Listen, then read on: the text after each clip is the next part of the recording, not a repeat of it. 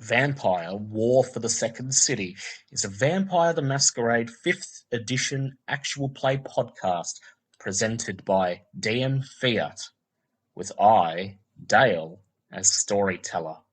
Please be advised that this podcast contains descriptions of gore, depravity, addiction, coercion, and other adult themes. This is not D&D. This is a game where we play monsters of the night who do monstrous things.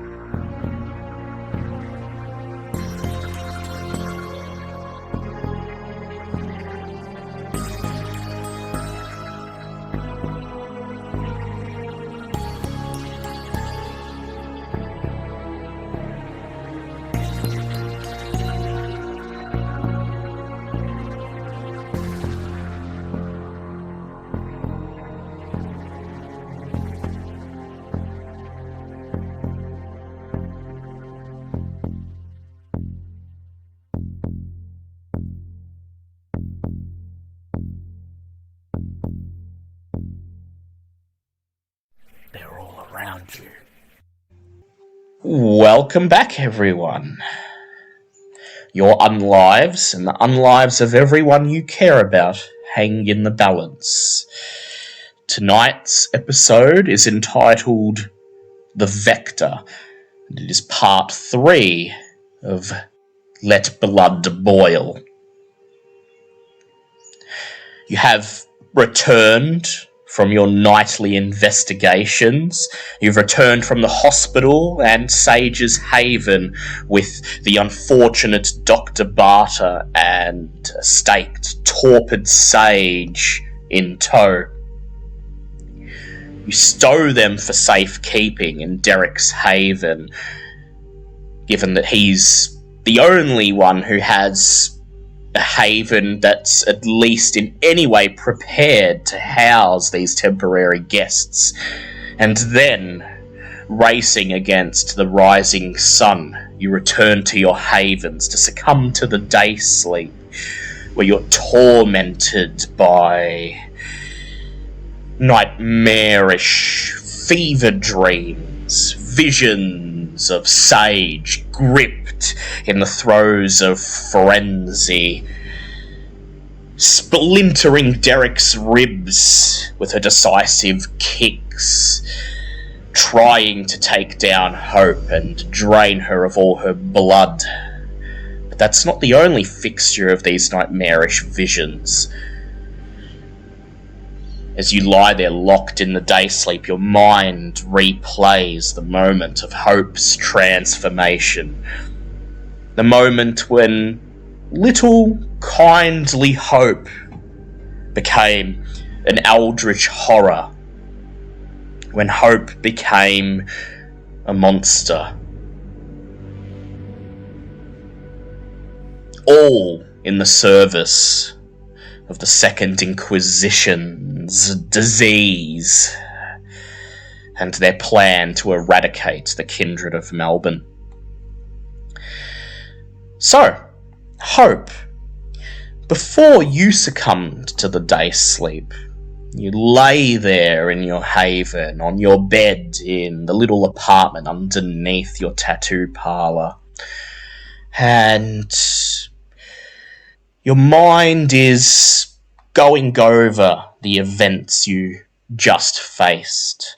Not only did Sage very nearly meet the final death, hell, she would have if you weren't able to finally fight back against the disease coursing through your veins and recover your faculties from the red mist of frenzy.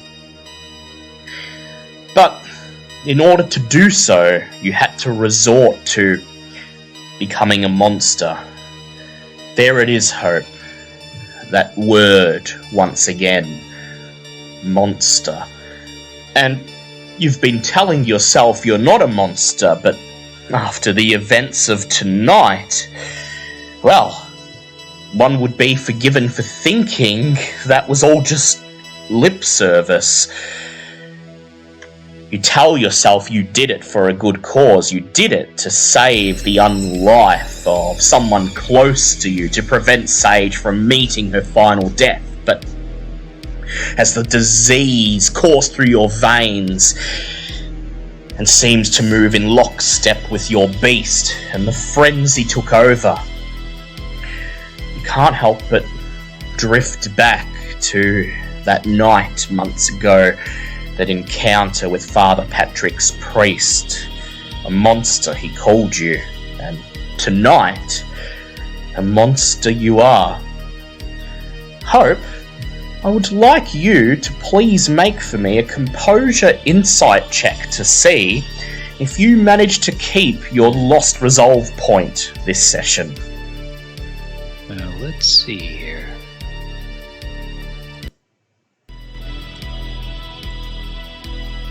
Alright.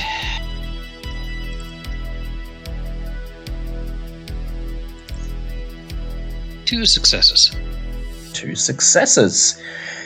Yeah. As your body begins to grow heavier, as you start to feel groggier, as the first hint of dawn begins to emerge, poking through the little basement window that looks out onto street level. You shake your head. No. If you were a monster, it's because this disease makes you so. You did what you had to do, and sometimes the only choices available are shitty ones. And so, before you succumb to the day sleep, you grab your phone and, as you said you were going to do to the rest of the coterie, you send a message through to the Anarchs. The hospital was full of clues and good stuff. Got a valuable hostage, followed clues and found Sage buried alive and trapped in frenzy. Might need help getting her out of it. Also need food. Please send bagged if possible. P.S. I'm infected. Please let Crow know, with my extreme apologies. She could be as well, due to our brief conflict. And as you feel your consciousness ebbing away, you're jolted back to lucidity for just a moment as your phone vibrates. A simple message from Thomas Roth, the Anarch warlord. It reads, "You did better than we expected. Chins up, we'll figure this out. Baron's gonna sort out food for you, and I'll send one of my own your way." And then the day sleep. You barely get more than a couple letters into your response, Hope, before it overtakes you. And it is the next night. I'd like everyone to make a rouse check, please, as the blood animates you this evening.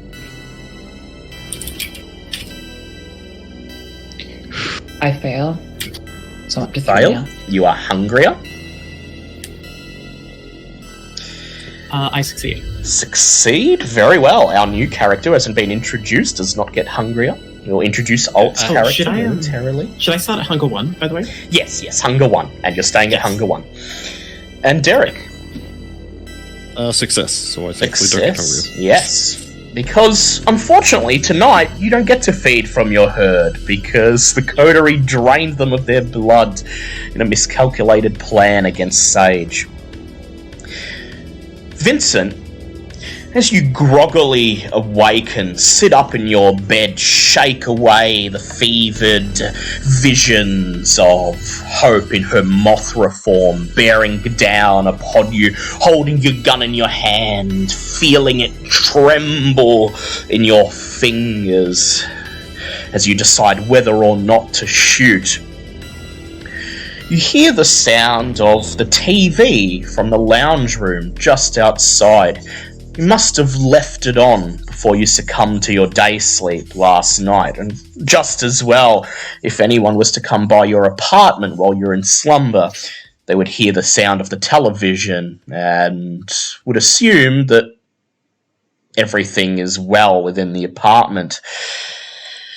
A stern newsreader greets you as you step out of your bedroom into the lounge room. And as he shuffles the papers on the desk in front of him, he seems to stare right through the screen, right at you, Vincent. In other news, a North Melbourne man has been charged with manslaughter after allegedly pushing his girlfriend from a second-story balcony. Wayne Rodden, 23, allegedly shoved Michelle Griffin, 22, from the bedroom balcony of his apartment in Brunswick during an altercation last night. A neighbour of Mr. Rodden called the police after awakening to the sounds of the argument. It is believed the cause of the altercation was a remark made by Miss Griffin at a party earlier that evening. The image on the screen shifts to a man with dishevelled grey hair wearing pyjamas. He looks at the camera and he says, "Yeah, no, it's about 4 in the morning, I was woken up from sleep, I just got home from the night shift, and I'm hearing them going at it in the next apartment, and he's yelling at the top of his lungs, he's saying, she said something about him selling drugs with sugar in them, or something like that," and the camera switches back to the newsreader. He frowns at the screen disapprovingly, almost speaking to Vince directly. Then he shuffles his papers and he says, "Now, the Premier has announced." The news continues. "Vince, I'd like you to add a stain, please." Duly noted. And Vince is going to grab a glass off the coffee table and throw it at the TV. Smash! The glass hits the TV, cracking the screen and covering the newsreader's face with a big black inky splotch. Fucking fuck. We move on. It's an hour later, just shy of 8:30 p.m. You're all assembled in Derek's Haven, in his newly added library beyond the church. Outside, in the main area of the church, his herd shuffle around, pale-skinned, lethargic. They were told to take their rest, but even so, something about their master compels them to attend tonight. And so they await Derek's sermon. You're standing around Sage, staked, torpid, lying on the alchemy table in Derek's laboratory, just beyond his library. Beside her, a stone altar has been cleared away, and squirming upon it is Dr. Barter. He's wide awake, his eyes round in terror as he struggles against the bindings, his arms still sickeningly fused to his face.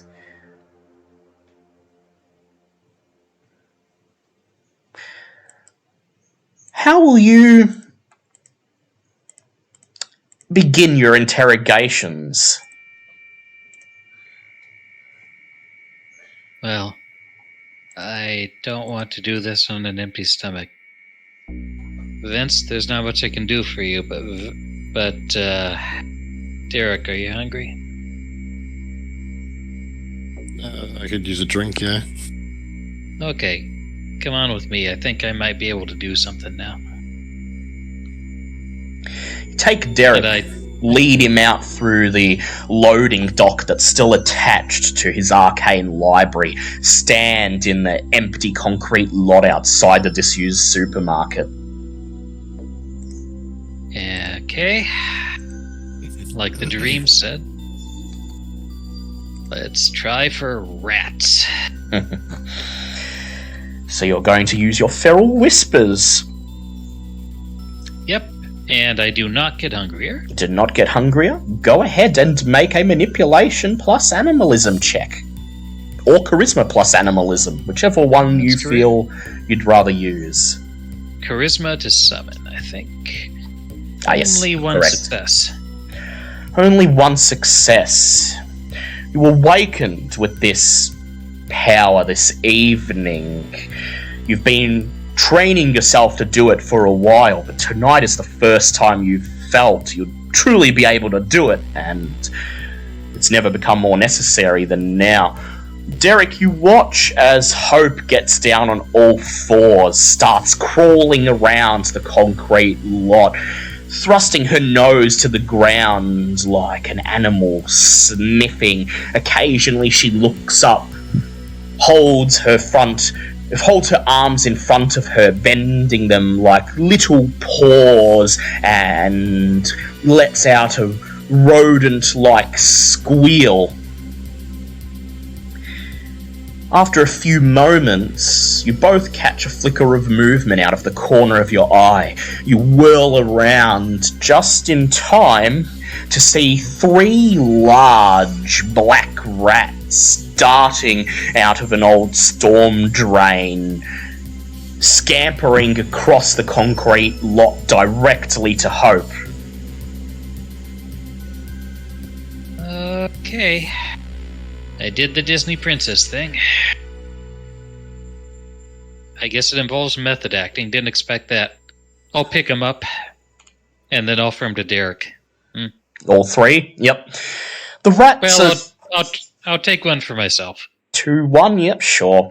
The rats are unusually docile as you clasp your fingers around them, lifting them up. They don't attempt to struggle. Their gaze is fixated upon you, almost as if they're entranced.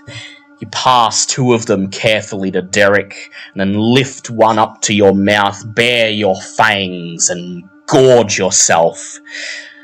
The rat blood tastes bitter, dirty, tinted with the scent of sewerage, but it nourishes you just barely. You may decrease your hunger by 1, Hope. It tastes like ass. Your turn. Derek, you hold the 2 rats in front of you, 1 in each hand, and they just stare back up at you with their tiny little eyes, as if they're resigned to what's about to happen.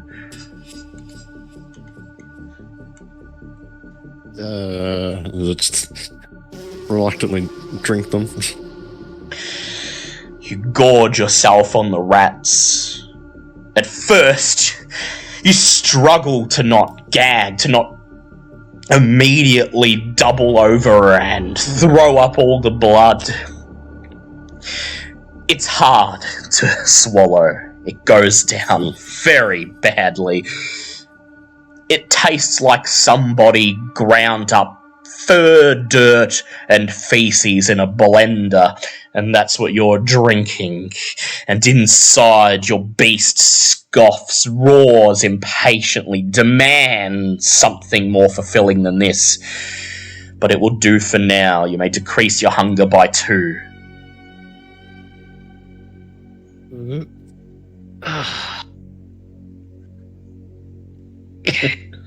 That was horrible. Dog. Yeah. Next time I'll try for dog. Oh, man. Vince, you see Derek and Hope as they return to the little laboratory. They're wiping blood off their bottom lip, and both of them have a distinct look of barely concealed disgust on their faces. I don't even want to know. No, you don't. Okay. So I checked the phone, no reply from Roth. We got some time to... So, and I got the three in a coterie huddle before I turned to the doctor we captured. Yep. Okay. Well, we need this guy alive. So, I'm going to try and approach.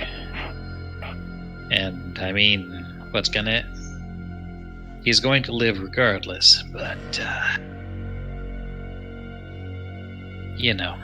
So there's no point in threatening him with personal harm. He just looks up at you. Struggling, squirming like an insect. Speaking low, you know. Does anyone have any thoughts, or shall I get started on the bit I thought about last night with him? I trust you. I'll back you up. Okay. Thank you. Yeah. Oh. Glance at Derek. Alright. Yeah, I got nothing. If you've got a plan, let's go with it.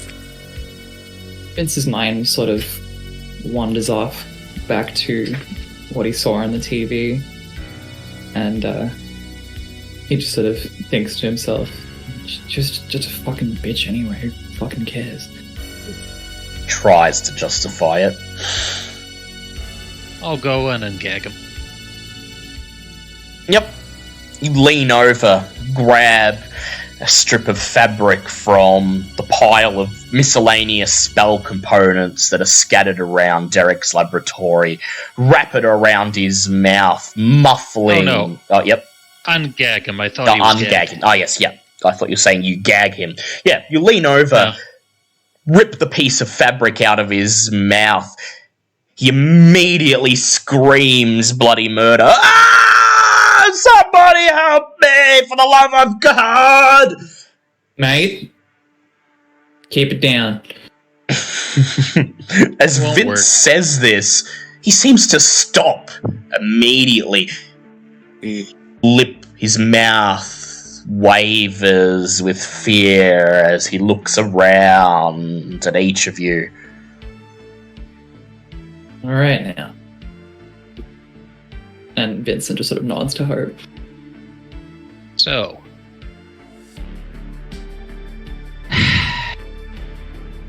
We're not really happy with you right now. But I want to tell you some good news and bad news. The good news is you're a pretty smart fella. And we're pretty sure that you can help us find a cure, give us clues, and or undo this plague that you've set loose upon the populace.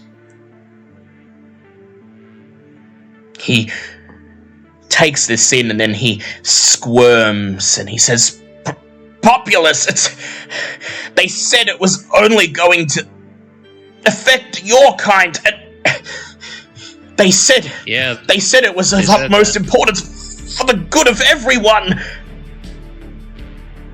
They lied. I won't sugarcoat it. Or they were hideously wrong. I'm still trying to... But...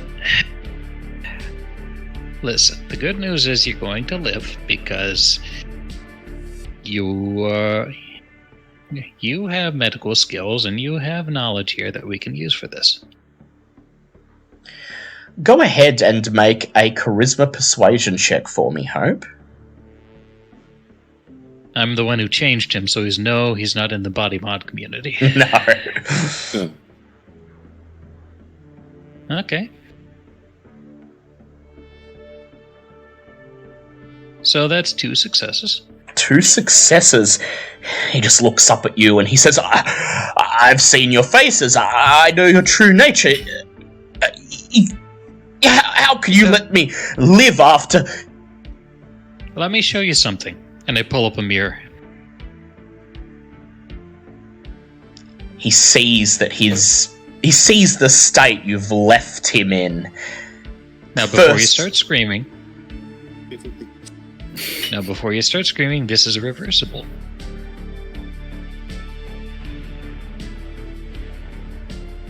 He says, you did something to me.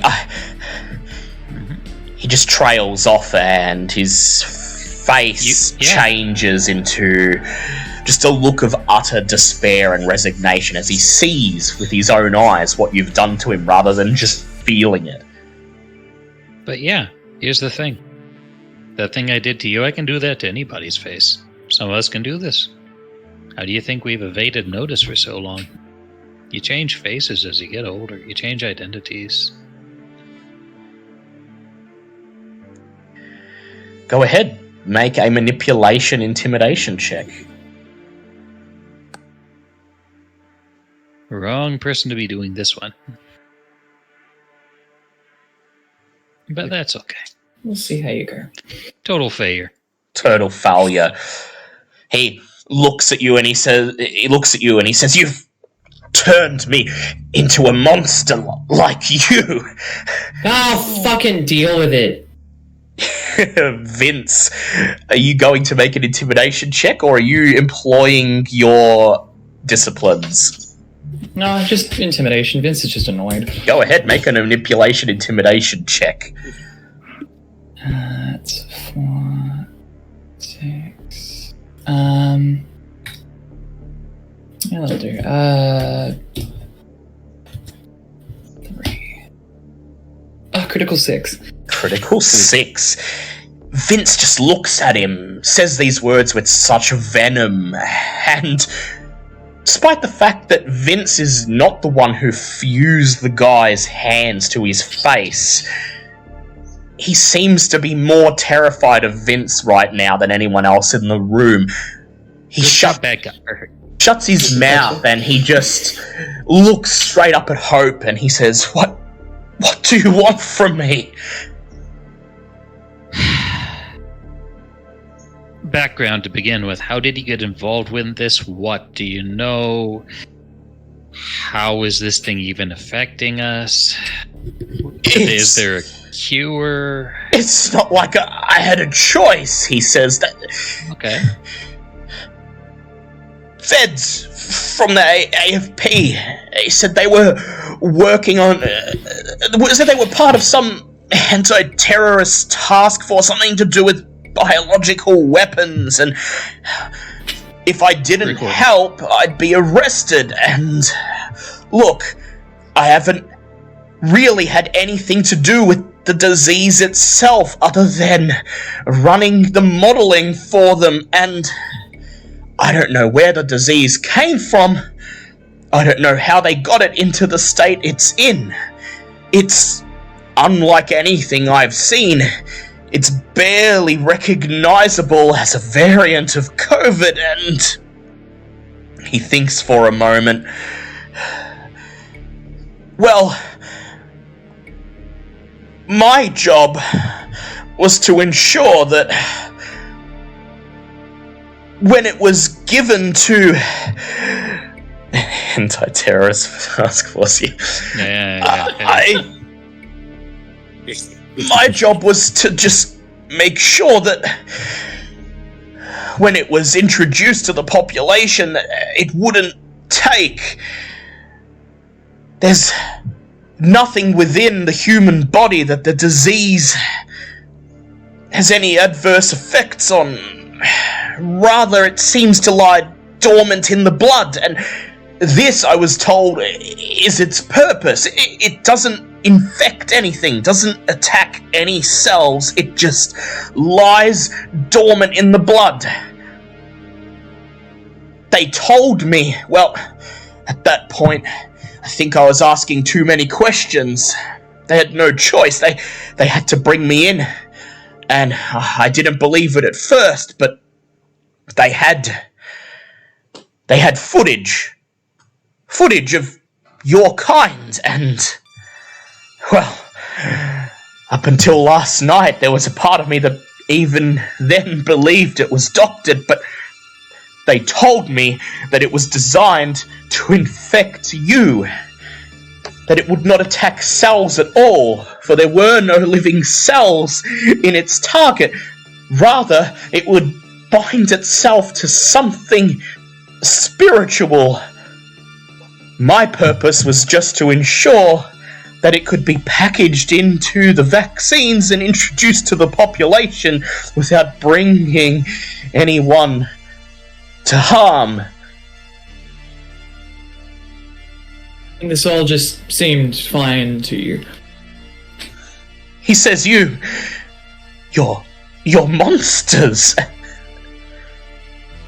I was doing what I was told. At first I was forced into it, and then they told me I was doing a service for humanity. And if I didn't, well, they threatened my family.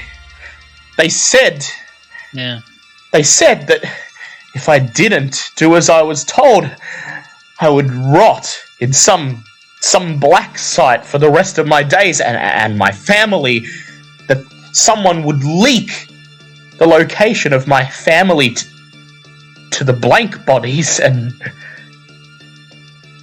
that the monsters would make my family their next victims. Well, can't begrudge you for that, can I? And the words just sort of drip out of Vincent's mouth. So, okay, is there anything you have to offer us?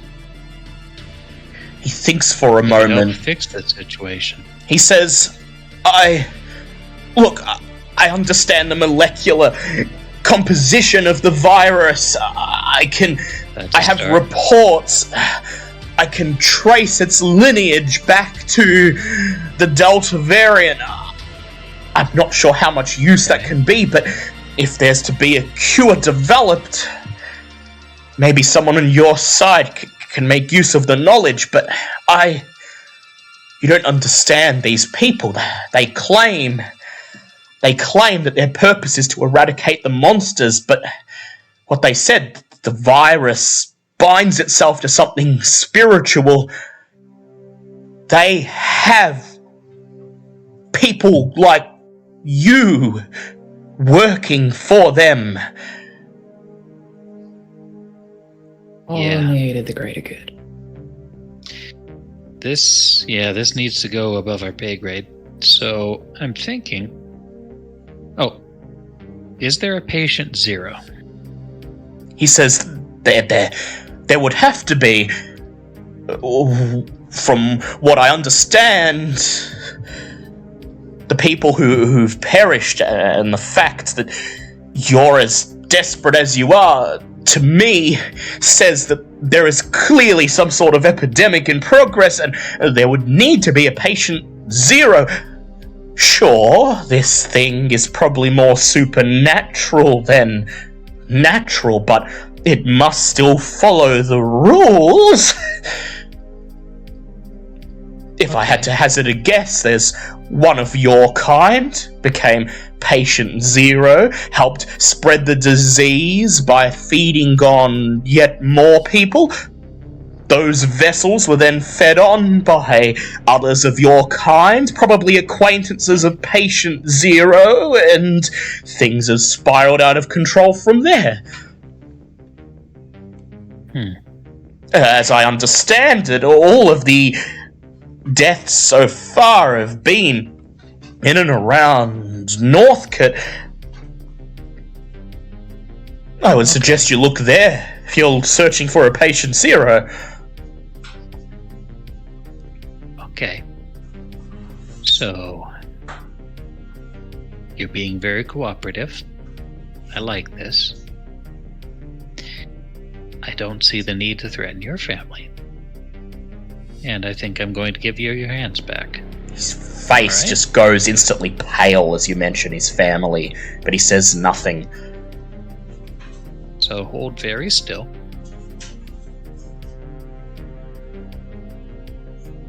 I get hungrier.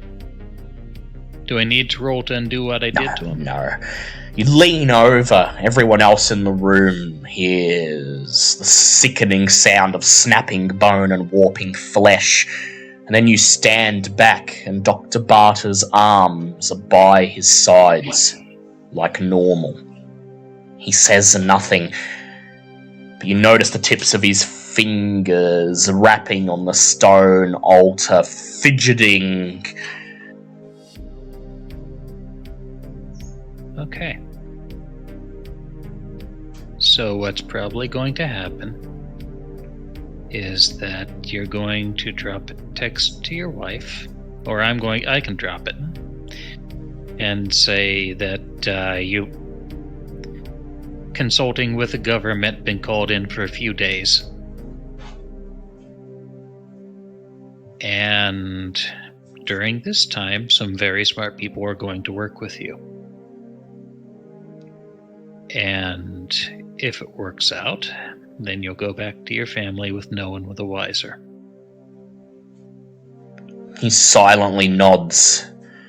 And if I do this, I have your guarantee I'll be let go? I can return to my family? Yes, you'll have to drink a few things first, but this is all very doable. He just nods. We will use powers to ensure that you are compliant and don't turn on us. He accepts this, still says nothing, but you hear him sort of whimper.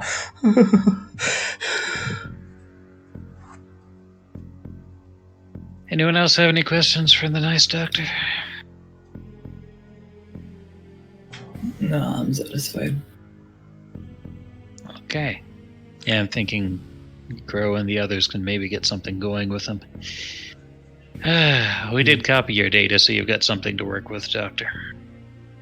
He just nods and he says, the passcode for my phone is 2247, and you unlock his phone, okay. Scroll to his contacts, find his wife and begin to type the message. You tell her that he's been called in. Very important. Tackling the new variant. He's going to be out of town for a few days. Give his love to the daughter, and he'll see you soon. And then, boop, the message is sent. It is done. And then, as you turn to him, consider what to do next, you all suddenly hear a din of voices from out in the church.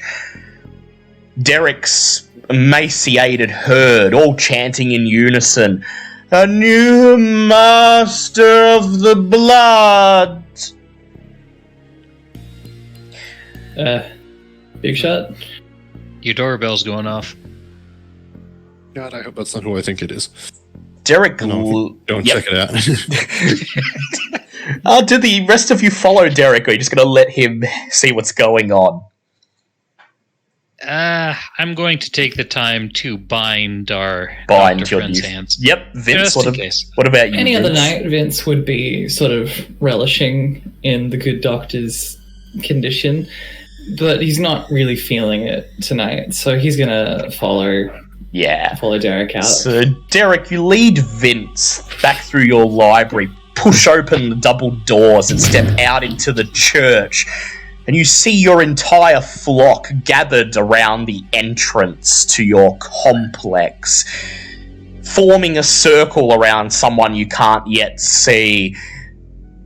One of them looks over his shoulder, registers that you're there, and then he turns around, smiles, holds out his hand and says, "Another like us!" And with this, your herd disperses to reveal Thomas Roth's promised aid. Alt, please describe what Chimera looks like. So as Chimera is kind of shuffling amongst all of Derek's fans, she wanders and so like taps one or two of them on the shoulder. She has PVC style bodycon leggings. She wears like a body contour fishnet style undergarment. and usually just wears like a ratty t-shirt. She's got bright pink hair that's up in like a crest, so kind of like fluffy up to a point, with side shades all the way around, and steely reptilian eyes. Her narrow eyes scan the room, giving off the impression of a reptile searching for prey, but the crest of her hair brings to mind the plumage of a bird. The flock disperse. "Woman of God," they chant in unison. And then she begins to walk between the pews towards you. Derek, you notice Vincent's face light up for just a brief moment in recognition, but then he regains composure and is simply his usual cold, calculating self once again. G'day. Oh, hey, bud. Haven't seen you in a while. These your attack dogs, or? Nah, those are his. And he, like, claps Derek on the shoulder. Well, they're very friendly. And she wanders up to one of them and, describe like, kind of claps them around the jowls a little bit. The member of the herd looks up at you and he offers his wrist, pale skin. The wrist is shaking, trembling as he holds it in front of your mouth. She's gonna kind of brush it away, kind of nonchalantly. No, it's okay, dude. I'm good. I'm good.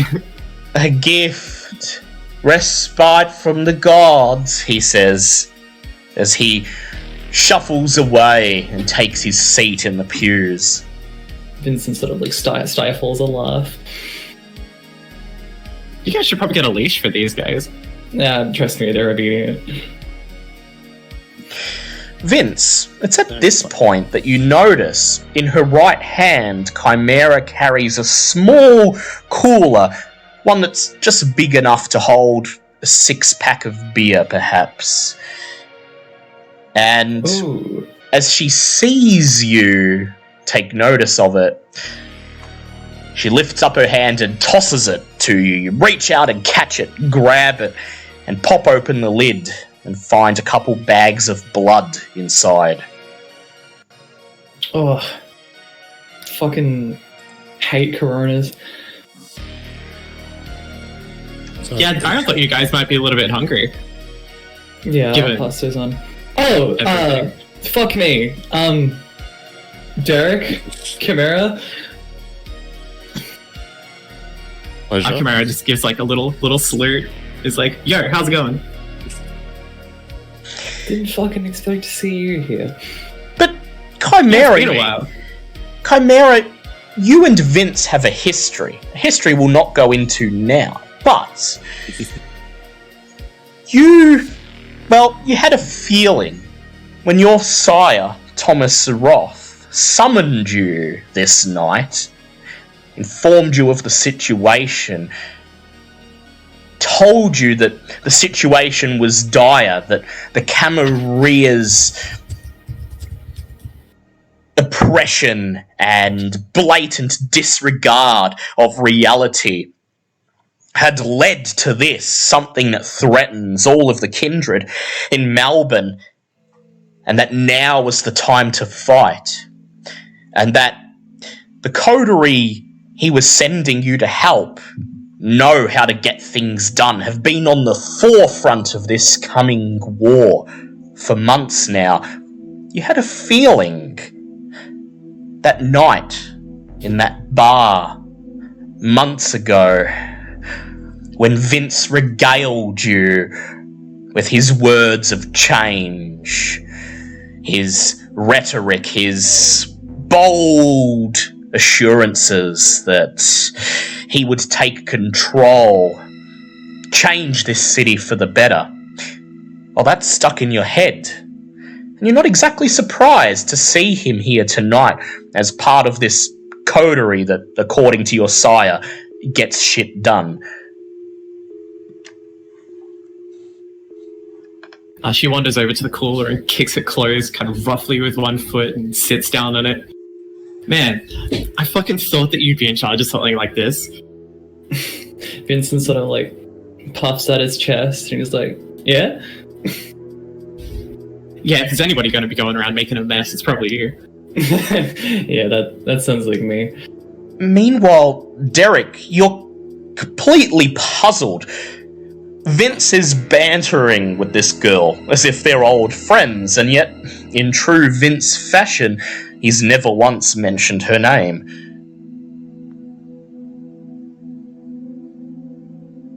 So, did you call her, I'm guessing, or...? Nah, I didn't. Thought you called her. We asked for backup, right? At this point, I'll wander out of the back. Hey, wow, okay.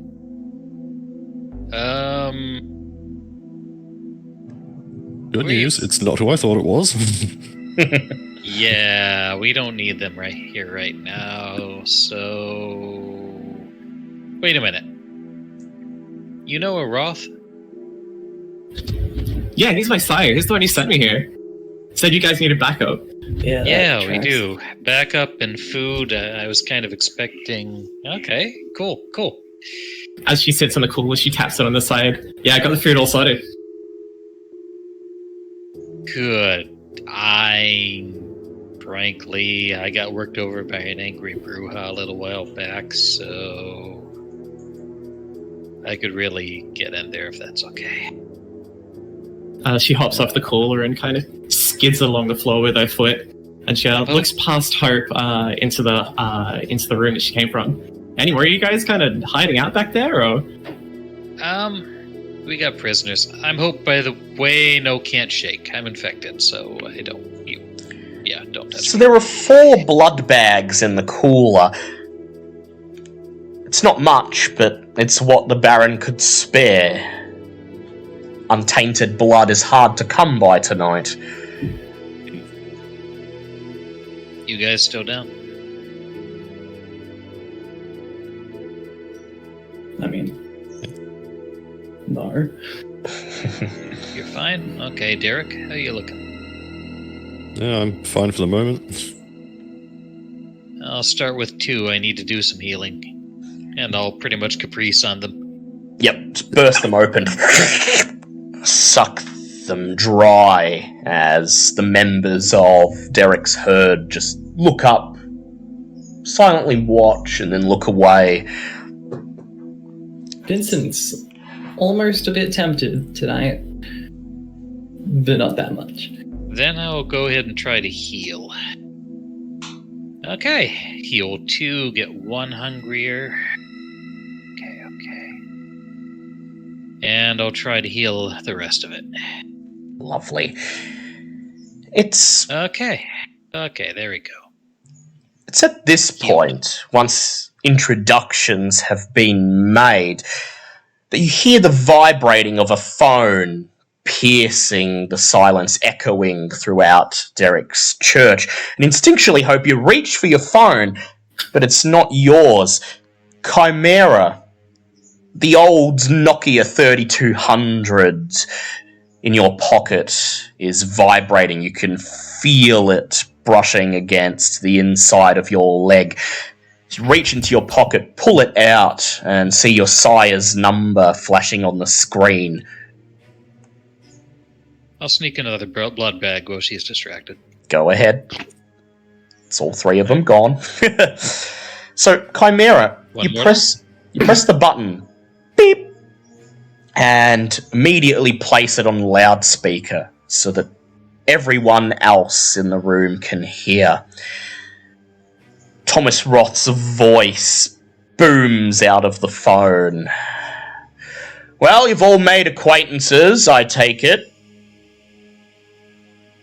Sure have.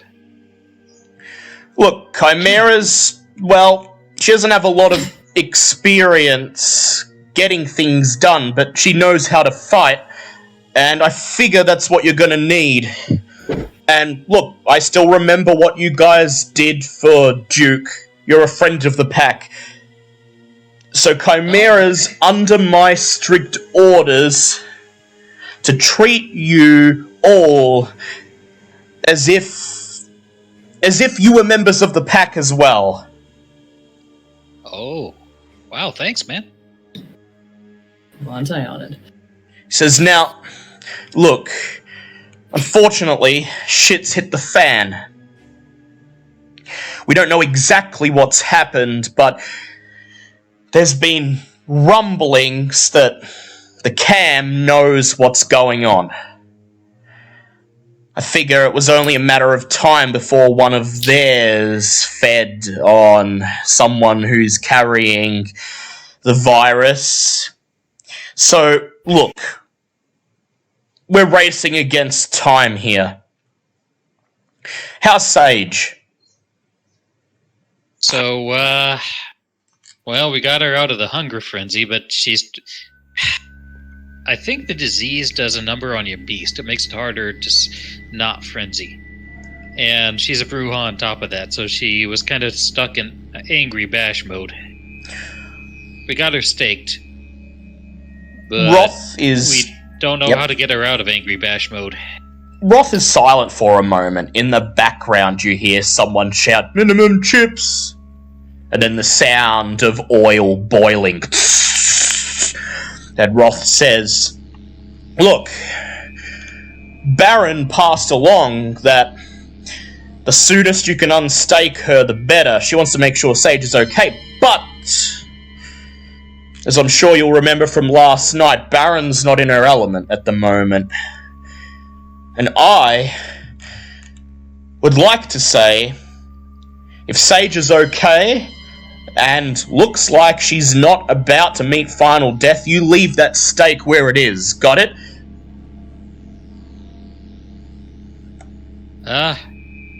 Got it. Thing is if you had somebody who could, like, get her mind off angry bash mode, we might be able to get some answers from it. Right ahead of you. Right ahead of you, yeah? He says, look, Crow and Alistair are working on something, but they have some ideas. They've got blood samples from what's left of Kim Daring that they're looking over. They're starting to get an idea for how this thing works. And so they have an idea that maybe if they can put Sage in a warding circle or something like that, they might be able to delay whatever the virus does just long enough to get a couple of words out of her. But that won't be until later tonight. We got more important shit.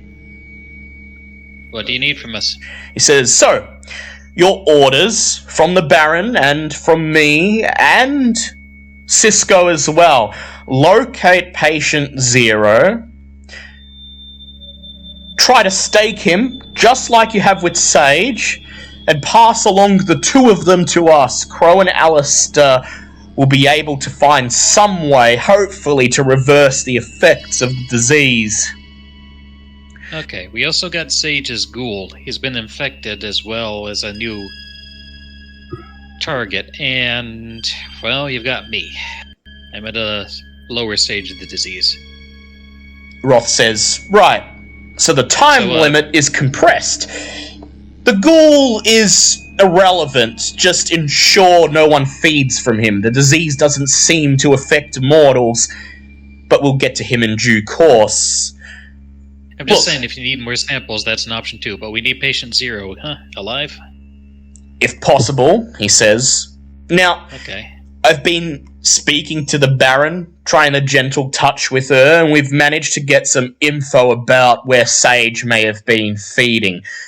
Turns out, recently, she's been hanging out with a group of Anarchs known as the Northcote Push, okay? Now, they hang around this old playhouse in Northcote, and, well, they're good enough friends that apparently Sage and them have been sharing vessels for a while.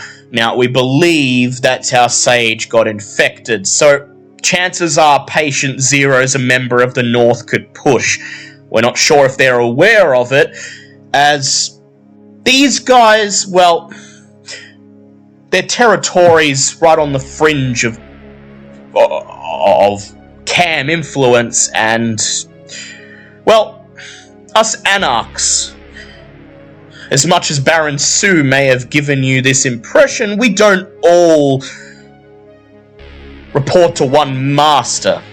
North could push, they do their own thing. The Barons sent envoys, but so far no response, so we thought it'd be best if you headed up that way.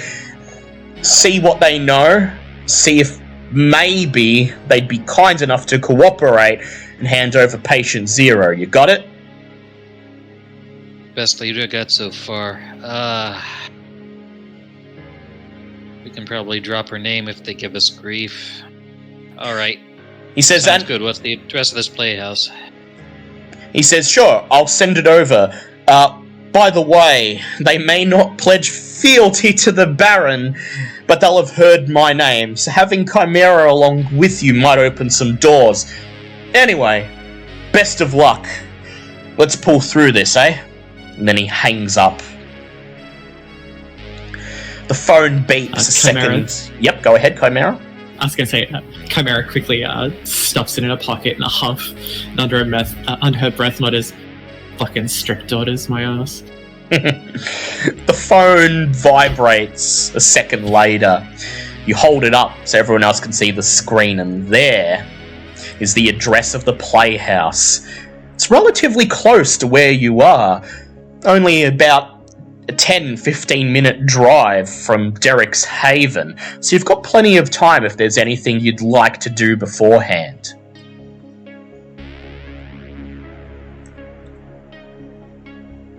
The only thing I can think of is letting the doctor up to give him a walk around, let him use the bathroom without soiling himself, getting him some food and water, because, living people do that, then retying him.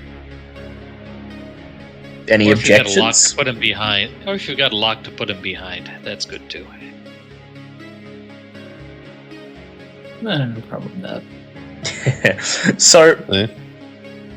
So Derek, Chimera, and Vince head outside the church to get ready for what's to come. Hope heads back into the laboratory, lets up Dr. Barter, and he gasps as you let him up. His eyes immediately dart towards the exit, and you can tell there's a flicker of his fight or flight instinct. But he catches sight of your eyes, Hope, and it's enough to shut it off. He sighs, goes limp, and allows you to lead him out of the room. Take him to the toilets. The toilets that have been disused for several years, as no living people venture into this part of the Haven. When he emerges, you toss him a bottle of water from an old crate by the loading bay, and then lead him back to the laboratory. He looks at you, saying nothing, resigned to his fate. He just sits back down on the stone altar, lies down, clutching the bottle of water in his hand, and allows you to reattach the restraints. Relax. The complicated stuff's been sorted. It's just a matter of waiting. Then, you head out to meet the others. They're assembled on the edge of the car park in front of the disused supermarket. The neon light of the Society for Enlightened Individuals sign bathing them all in a subtle red glow. Vincent's Chad car, the modded CRX, is parked on the curb. Just beyond it is Derek's automobile. Nothing special, but it helps him get around. We've got one bag of blood left. Anyone? You know I don't want it. Oh, alright. You look around to see how Chimera got here, to see what kind of wheels she drives, and you see nothing. And then that's when you look over at her, see her combat boots and her bodycon leggings flecked with dust and dirt. You realise she made her way here on foot. She's embraced the gangrel lifestyle. Alright. Now speed's of the essence. Vincent, can you take her in the chat car? The car? Yes, I can. Chimera's gonna scoff. You really call it that? They call it that. She's gonna lean over for a second and say, "Did you say you had like a Lamborghini or some shit?" No. This is good shit. No, it's pretty impressive. Yeah. The security guard at the security guard in the parking lot at Vincent's Haven seems to agree, at least. Lamborghinis are for yuppies. So, will you all be travelling in style with Vince tonight? I'm infected, so I'll be taking the Kawasaki. Yeah. Don't want to spread it. If he doesn't make dust on his floor mats. Yeah, I'll take mine too, just in case. Just in case. We're not sure. Not sure, yeah. So far, Social distancing. there hasn't been any evidence that you're infected thus far, Derek, but precautions are always good to take. After all, Hope wasn't to wear until right when it mattered. So, Hope, your Kawasaki's propped up against a street light. Excuse me. It's propped up against a street light. You grab it, climb aboard as Derek pops open the driver's side door of his car. The engine roars to life, and then as Chimera gingerly climbs into the passenger seat of Vincent's vehicle, you hear the turbo of the CRX roar up. The headlights flash on, and in unison, all three vehicles make their way out onto the road, driving in pseudo-formation towards Northcote. As you drive, the northern suburbs are surprisingly quiet at this time of night.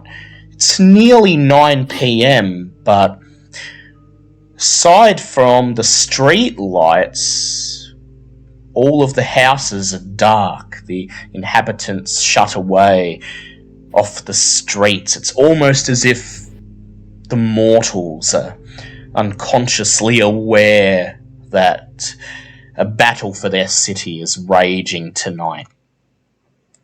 You cross over Merry Creek, this tiny vein of dirty brown water that separates Brunswick from Northcote. And soon enough, you find yourself at the turf of the Northcote Push. The Northcote Push is based out of an old community centre cum playhouse wedged between a main road and a whale-ray. The doors are made of large, riveted red steel with paint flaking and gig posters glued on top. The street leading up to the playhouse is cobbled, and there are large steel supports lining the side of the road, holding up what appears to be a train overpass that's in the midst of construction to replace one of the city's very last level crossings. There doesn't appear to be any signs of life, but the lights inside the community playhouse are on. Somebody's home. Right.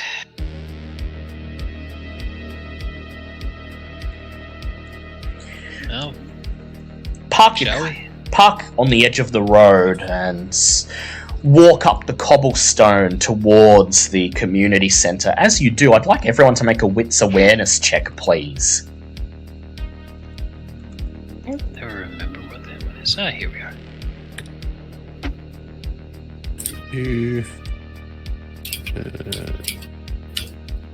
Few successes. 3 successes. 3 successes. I really love mine. Alright, One success. one Oh, success. wrong roll. And Chimera, 1. Sorry, let me fix that. That's correct roll. 2 successes. 2 successes. 3, 2. And Vince, how many? Oh yeah, Vince got 3. And yeah, so all up, that is 7 successes. An unseen entity rolled 8 successes. As you make your way up to the community building, you feel for the split second the sense that you're being watched. But you look around and you can see nobody. There's no flickers of movement in the shadows. An occasional car rolls past on the main road, but there's nobody standing watching you, at least that you can see. As you draw closer to the riveted steel doors, you begin to hear the sound of music coming from within the building. Heavy metal. But it's slightly off-key, and occasionally it stops. The same chord is played again over and over, and a voice shouts out, "Come on, man! Don't turn up to practice if you can't fucking play!"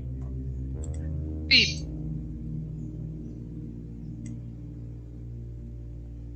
Band practice. I love it. If they're a band. Chimera's just going to shake her head. Oh, what is it with Anarchs and not playing music properly? I mean, it's punk, you know, that's kind of a bonus. So, you stand in front of these huge metal warehouse doors made of riveted steel. The community centre must have at one point been some sort of industrial building. It's been converted at some point during the 20th century to what it is today, but the doors remain. Faded gig posters stare back at you, and the sound of off-kilter heavy metal music would have disguised your approach. Who'd like to knock on the door and make the Northcote push aware that you are here? Well, Vince, absolutely. So Vince steps up, clenches his fist. Bang! Bang! Bang! It raps on the doors. The music stops instantly, and a voice calls out, "Hey! Is that fucking Stan or what?" No, it's not. "Who the fuck are you?" the voice calls out. "This is a private band practice. If we don't know who you are, you got 30 seconds to explain why you're here, or else we're gonna make you fuck off." Alright, man. I understand. I'm looking for some information. Can you just come talk to me? A little panel on the metal door slides open, and on the other side you see a bald skinhead, the right side of his face covered in tribal tattoos. There's a bull ring in his nose. He narrows his eyes as he sees you, sees your immaculate dinner suit, and he says, "We got no time for Cam. So either you turn around, go back the way you came, or we'll show you why Cam don't set foot in Northcote." Jason sort of just steps aside and gestures to his friends. He's technically Cam. We're not. Oh, we got a problem. Oh, we need to talk to you. There's lives on the line. Hope, make a charisma persuade check. You may add your Anarch status. And body mod, because that bull Yeah, ring says definitely. he's my people. Okay. So it's like, we're all technically Cam. Anarch. Yeah, you all are. Nah, no way. I refuse. So that's a critical 6. Whoa. The guy on the other side of the door sizes you all up. He looks over at Chimera, and as his gaze runs from her face down her body, he whistles approvingly. And he says, "Alright, you look the part. You've got my attention. Life or death situation, you say. Now, look, we don't do the Baron's dirty work, and we don't give a fuck what's happening with the cam, so talk fast." And that's all fine. That's your choice, and that's cool, but Sage is in a bad way. Sage, huh? Yeah, we're trying to save her life. His eyes go wide. He moves closer, pressing his face into the little square window, and he says, "Hang on. My sire's in trouble."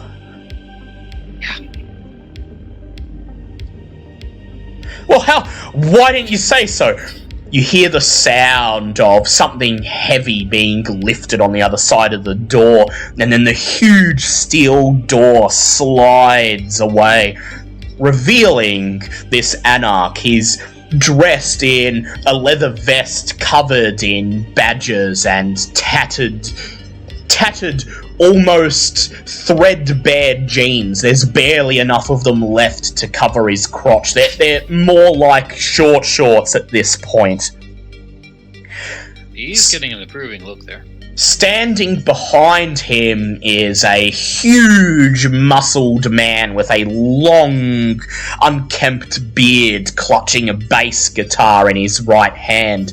And to his left is a mousy-faced woman, perhaps no older than 16 or 17, and in her left hand, twirling between her fingers, is a drumstick. All three of these Anarchs look at you. The mousy-faced woman takes a step forward out into the light, revealing her baby chorus t-shirt. And she says, "Grandsire's in trouble? What's going on with Sage?" Holy shit, I didn't know she had a whole family. Okay.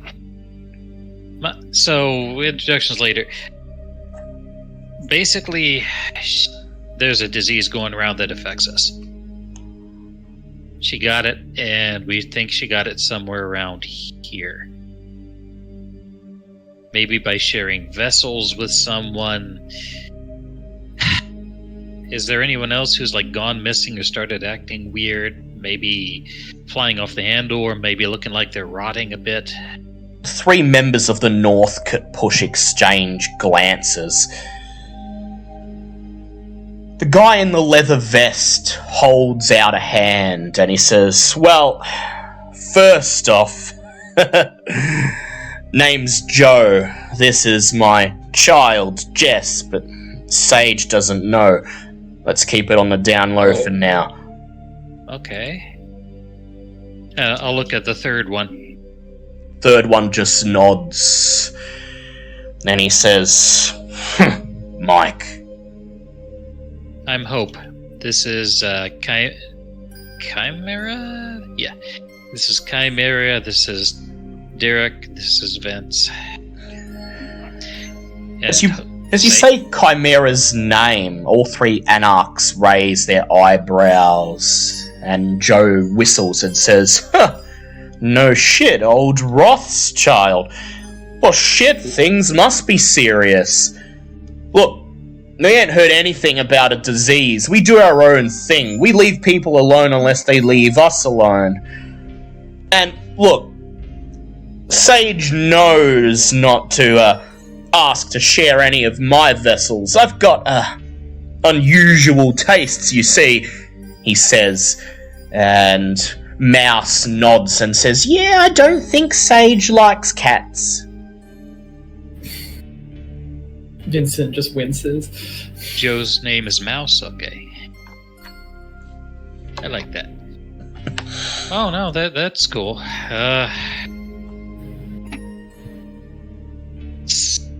I don't know. See, we grabbed one of the guys who was responsible for spreading the disease, and the data says that a lot of people are turning up dead around here. See, it affects mortals too. People we feed on, sometimes it goes bad. Well, look, says Mike, the big guy folding his arms. Sage was here a couple nights ago, came for band practice. See, recently, Jess and Joe here they've taken a liking to doing covers of old baby chorus songs, and, well, Sage has the history. She knows that crowd, so she was here offering pointers, and, well, he smiles. Wasn't that impressed with, Joe's handling of the guitar, or Jess's singing for that matter, or how well she wields a drumstick, but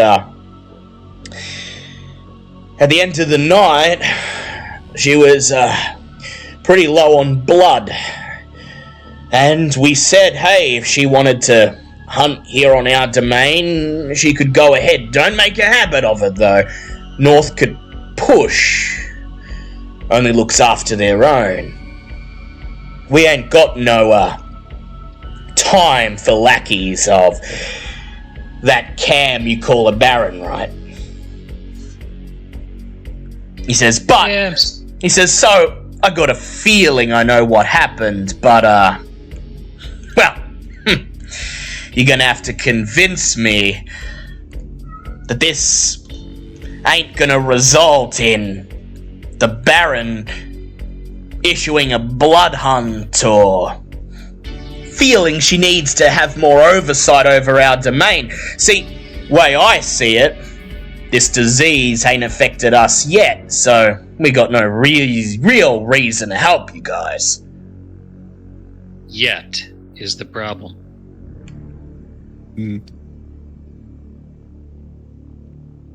Chimera's going to step forward and say, she's going to have a really stern look on her face and say, doesn't fucking affect you? Doesn't it fucking affect you? It's going to affect you. Do you want it to affect you? And points to, gestures towards Hope menacingly. I'd like you to go ahead and make a charisma intimidate check. Add your Anarch status dots, please. Charisma intimidate at 5, 6, 7.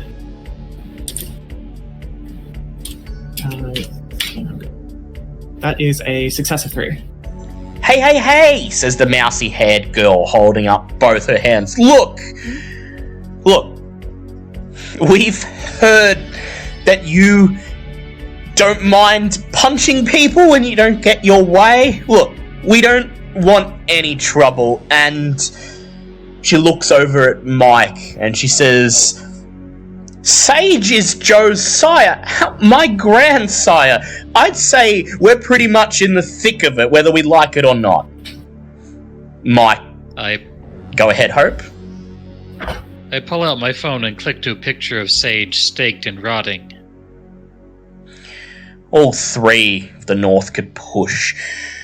Look at this picture. They exchange glances. There's a look of almost pleading on Joe's face as he looks up into Mike's disheveled, weather-worn face. The big man sighs at last. Alright.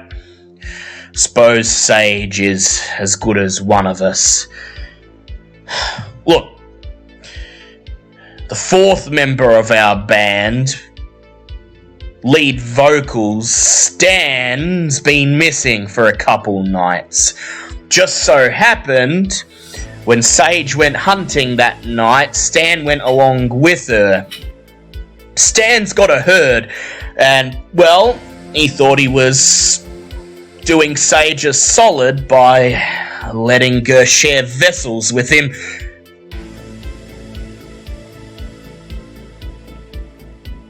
Now, we haven't seen Stan since, and if what you're saying is true, not saying it is, mind, but if it is, then Stan's in danger, right? Yeah, very much so. Is he Bruja like you? No, Stan's a fucking milk.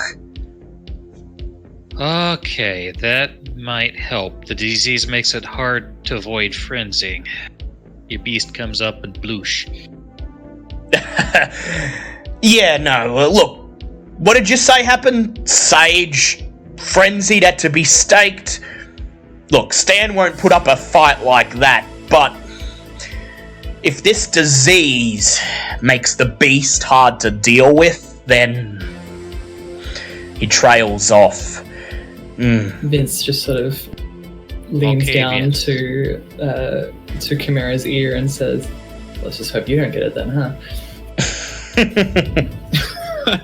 Malkavians, did he have any weird predilections? Anything he really did when he was under stress or where the beast was loud in his ear? The three exchange glances, and then Mike says, "Look,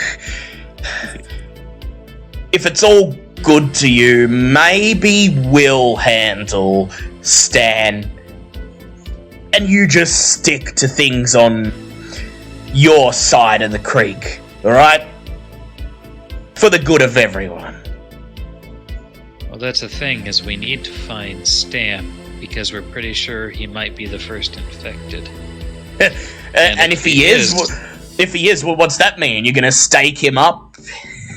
Hand him over to the Baron so she can have that freak crow do whatever she wants with him? Look, you've already got Sage for that. Much. No offense, man. We need all the samples. This thing changes as it goes. That's what the researcher we captured said. And if we have a copy of the original, that's one more step toward getting this fixed before one of us gets dissolved completely or loses everything to the beast or something along those ways. I would like everyone to please make a charisma persuasion check.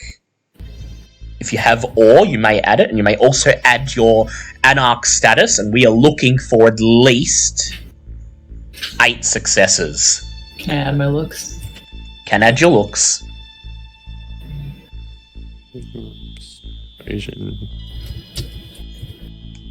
That's a 3 from I me. got 4.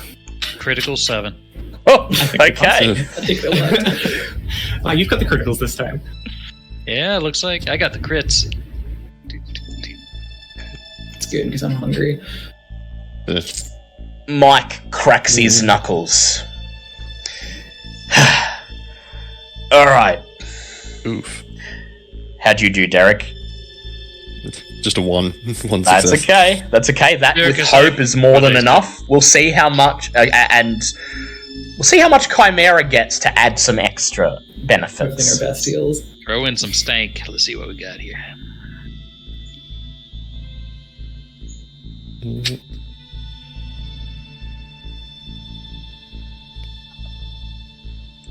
Chimera? Oh, what was that, sorry? Rolling. See if you can do a charisma persuasion with your Anarch dots, just to see how many extra successes we get. Sure, that's, I already rolled that. Yep, how much you get? Didn't I? Yeah, I think you I did. got 3. 3. Alright, that's more than enough, and some extra. Mike cracks his knuckles, and he says, alright, but I want your word. He looks over at Chimera, and you, Daddy's little favourite, I want your word that Stan's gonna come back to us when this is all said and done. No worse for wear. Got it? You're gonna make sure personally that those Goratrix Tremere do what they have to do and nothing more. Chimera's going to rub her hands together and kind of like crack her knuckles. Look, I'm not going to let anything happen to anybody that isn't deserved. And she glares at him, specifically, in a threatening manner. Good enough for me. I like your fight, girly, he says, laughing. He says, right, Gets an eye roll. look, I can tell you where Stan's Haven is. You'll have to work from there. But, knowing Stan, when shit's going wrong, he'll stay in his haven. You'll see why when you get there. You ever heard of the Merry Creek tunnels? He notices the looks of puzzlement on your faces, and he says, right, old World War II air raid shelter, dug underneath Merry Creek. Japs were hitting Darwin pretty hard, and, well, there was a thought that maybe, at some point, that might come to Melbourne. So, government started work on a series of air raid shelters. Only ever got the one built before the war was over, and that'd be Merry Creek Tunnel. It's been something of a landmark since then. You get your fair share of urban explorers and such like that. Stan likes to feed from them when he can, but, according to Stan, they still got all of the old stuff from the war in there. Bombs, ammo, anything you could be asking for, so place is pretty much a fortress, and if Stan thinks he's in danger, that's where he'll be. Going to ground in his little fortress.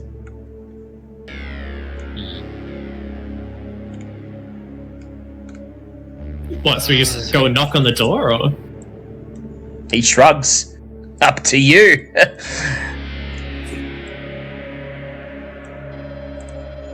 Very helpful. We'll have to go there and see what's what. Thanks. Yeah, look, it ain't far, says Mike. You're gonna go back down the road there. When you get to Merry Creek, just follow the creek up north and, you'll pass by a couple of old warehouses and the like. You won't be able to miss the tunnel. It's pretty obvious. You'll see the entrance right there on the edge of the creek. Big concrete lot, nothing there. Some old shipping containers. Might be a couple bums milling about, but you won't miss it. Alright. Thanks, we'll keep you posted as this goes. He nods, looks at the other two, and says, alright. Well, where'd we leave off? Ah, yeah, that's right. Damien's bad to the bone, let's do it. Come on, boys and girls. And then the big man reaches over, grabs the edge of the huge metal door and slides it shut, leaving you standing alone once more. Alright. Time's wasting. Remember, we need this guy alive. Everyone got a stake? I got a launcher. There we go. Chimera does not. I'll go look for a piece of rebar as we go and hand it to her. Yeah, she flips that one down in her hands and feels the balance. She's like, yeah, that'll work. As you start making your way back down the cobblestone towards your vehicles, you once again register that vague sense that you're being watched. I'd like you all to go ahead, make another wits awareness check. What is it? Total fail. And do you have heightened senses, Derek? You may add an extra dice if you do. Yeah, that's what I was about to ask. Can I add my heightened senses to Sure can. 3 I only got one. successes.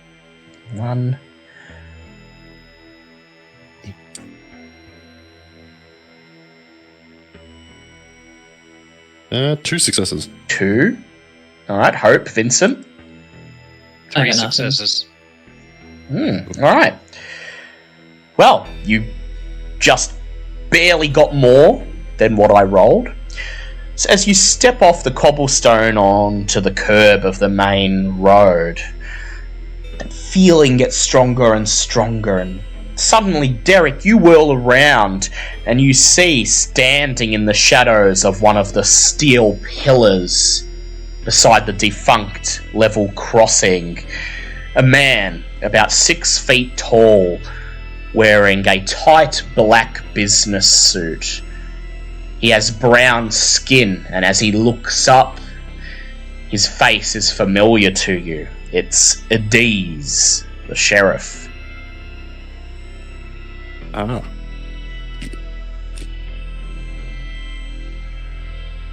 Chimera's going to be shocked by this and kind of look around at everybody and noticing that they're not particularly worried. Do we Who all the fuck see is him? that? No, if you don't, as I spot him, I just, God's sake, don't sneak up on us like that. I whirl around at that point. Adiz laughs, seeing that you've noticed him. He turns off his obfuscate, seeming to materialize out of thin air. He holds out his hands and he says, "Long time no see." It has You, been a while. How have you been? Look, not very good to be honest, he says. Wish we were meeting under better circumstances, but, sorry for eavesdropping. I couldn't help overhearing your conversation with the push there. Alright.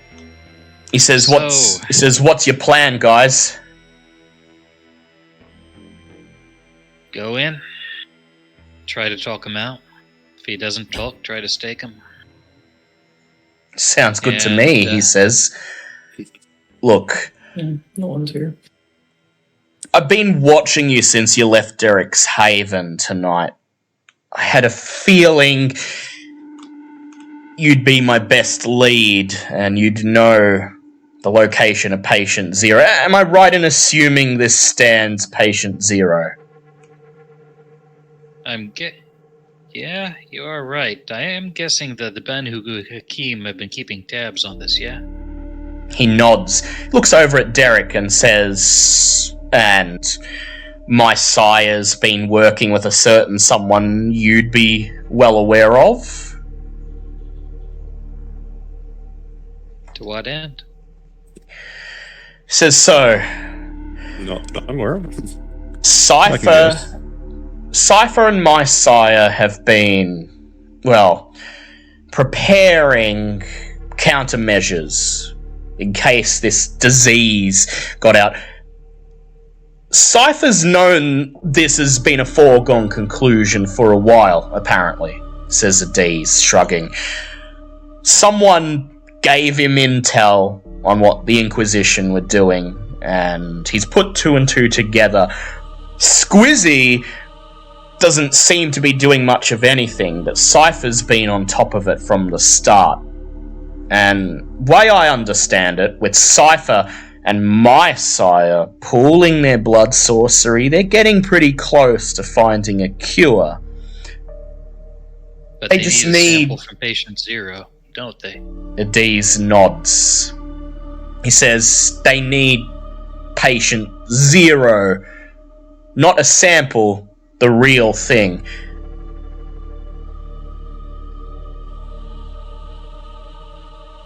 You have He any says- idea what that would lead to?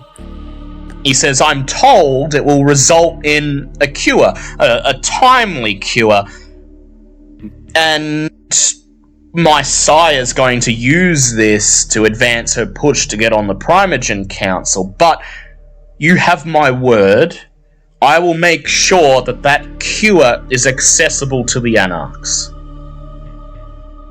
He says, now, I know that the Anarchs have Crow and Alistair, but Cypher is the regent of the Chantry, and, well, my sire's been around. The Banu Hakim hold the secrets to blood sorcery that Tremere could only ever dream of.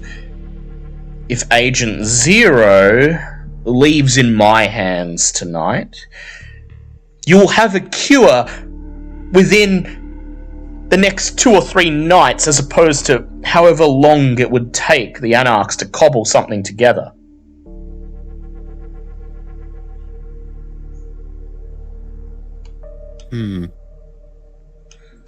He says, either way, time's of the essence. Don't know if you heard, but Squizzy's well aware of what's going on, and oh boy, Elysium was in quite a tizzy last night.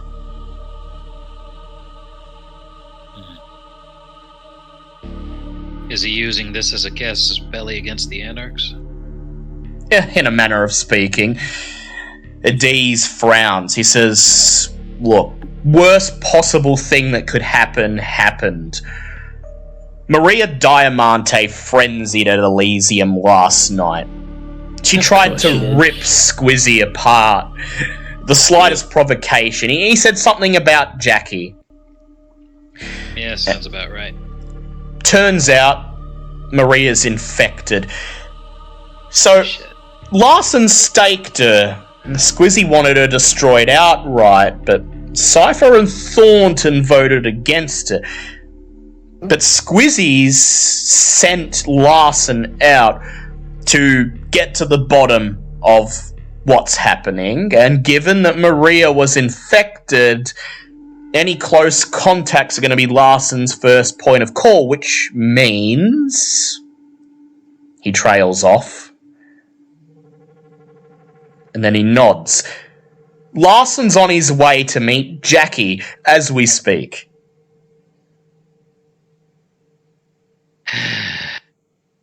Of course, that's how he thinks. That's how he go. Why would you send Larson? Okay. No, Larson sent himself. He's got just enough authority to fuck things up. Okay. You got it, says Adiz. And look, I'm trying to do my best here to resolve this with as little bloodshed as possible. But you're going to have to make a choice. Either you go and head Larson off before he gets to Jackie, or I'm going to do it. But if I do it... But if you do it, you'll want patient 0. He nods. Call it a boon.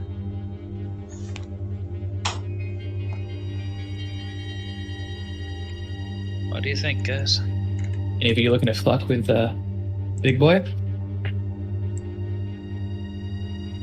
Because I'm not.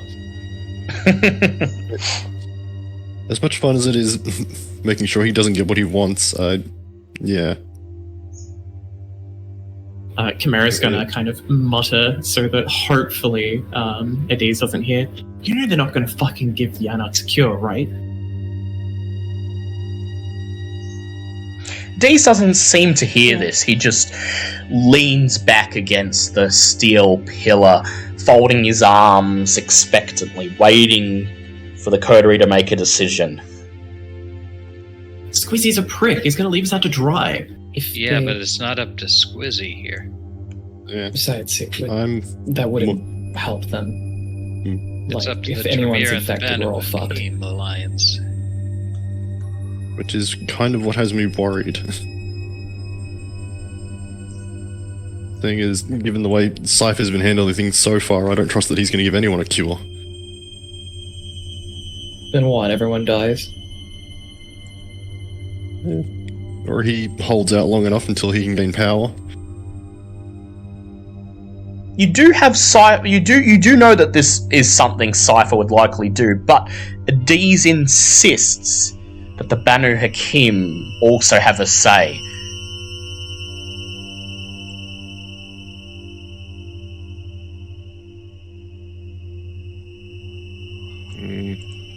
Here's the thing.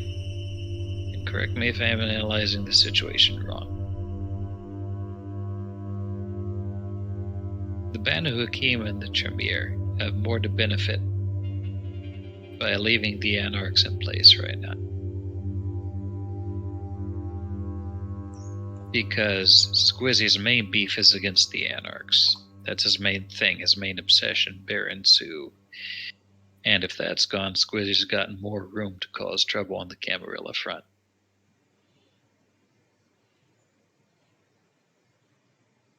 True. That said, so I think we could trust them to give over the cure to the Anarchs. That said,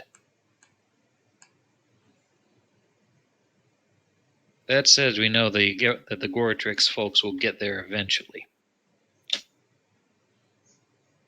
And we can leave the infected staked until they do. And if the Anarchs provide the cure, then nobody's got a case for war against the Anarchs. It's just shit that happened. They're the ones who fixed it, so they can't be blamed.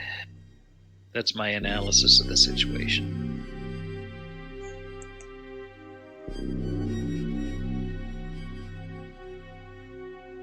Well, says Adiz, what do you say? Am I stick to the plan? Am I taking on Big Boy Larson tonight? Wouldn't be the first time.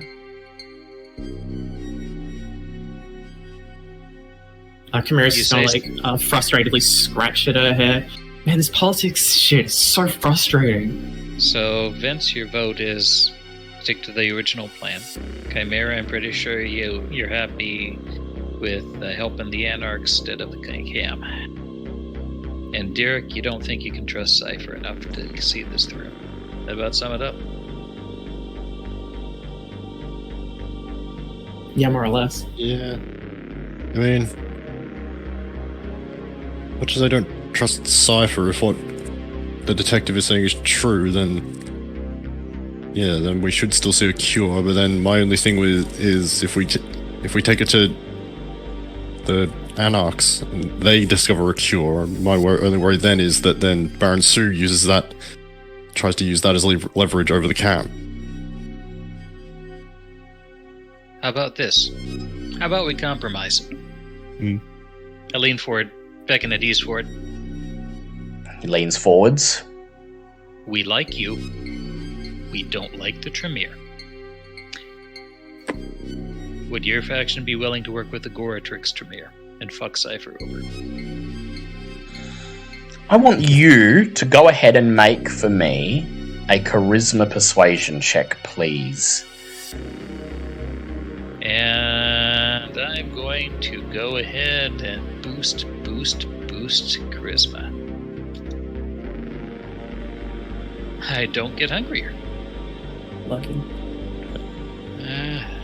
Sometimes. And charisma, persuasion, so that's 7 dice. Yes. Only 1 success. Yeah, it's not.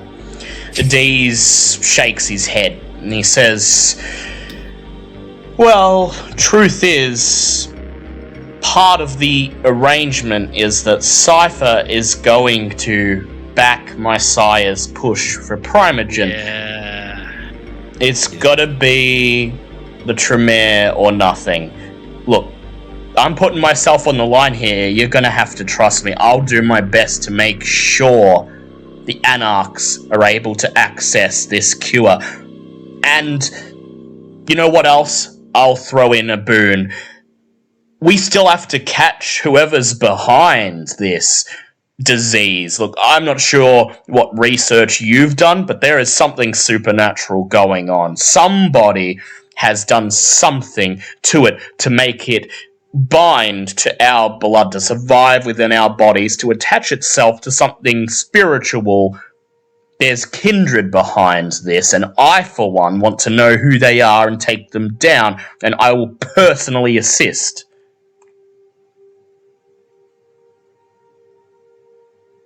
Does this change anyone's votes? Yeah, Chimera starts to kind of grok the situation a little bit more. Right, so you guys have so much more in terms of resources, so if you get a cure quicker, more people survive, right? He nods. And we've got enough leverage to ensure that you actually do that, right? He nods. He says, yeah, you're seeing things my way. Of course, the Cam get priority when the cure is available, but you have my word. I will do my very best to ensure that the Anarchs get their fair share. And if you don't, I'll personally kick your ass, right? He shrugs, he smiles, he says, I would expect nothing less from Thomas Rothschild. Alright. That settles it then. We'll stick to the plan. Adiz, go be with your man. Dees nods. Alright. I'll handle Larson. Try my best to get to Jackie as fast as I can. You're going to keep going to the Merry Creek tunnels, find this Stan, stake him, leave him for me at the entrance to the tunnel. Once you've staked him, you leave him there, you turn around, go about the rest of your night. I will collect him on my way back. Understand? Understand. Lovely, he says. Well, best of luck. I have a feeling I won't be the only one going toe-to-toe with a monster tonight. And then he bends his knees and suddenly he becomes a blur, running past all of you. You feel the wind disturbed, buffeting your faces as he whooshes past, running across the main street and merging with the shadows on the other side. Fucking wish I could do that. Alright, should we get going? Anything you'd like to do? Stretches her legs a little bit. Yeah, whenever you guys are ready. Alright. Anything you'd like to do before you step into the belly of the beast? Sling the submachine gun over my back. Yeah, you might And turn need around it. and ask, so, are you planning to leave as it is hanging out to dry, or are we gonna carry through with what he asked of us?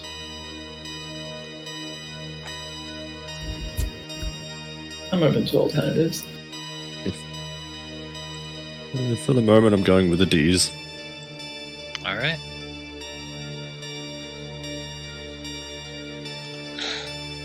And so, 15 minutes later, you stand on the edge of the empty concrete lot that hugs the bank of Merry Creek. There are no bums, as Adiz suspected. Even the city's underclass feel that sense of dread in the air tonight. The lot is completely empty, save for cracks in the concrete here and there from which tufts of grass push up, struggling for life. And there, at the end of the lot, right on the riverbank, you see the entrance to the old World War II air raid shelter. There's an unusual amount of vermin near the entrance to the air raid shelter. A mass of rats, at least 20 or 30, congealed together in one pulsating mass as they sniff around the huge metal entrance door. Flecks of metal peeling away, giving way to rust. There's a wretched smell emanating from beyond this door, and as you walk across the concrete lot, it gets stronger and stronger.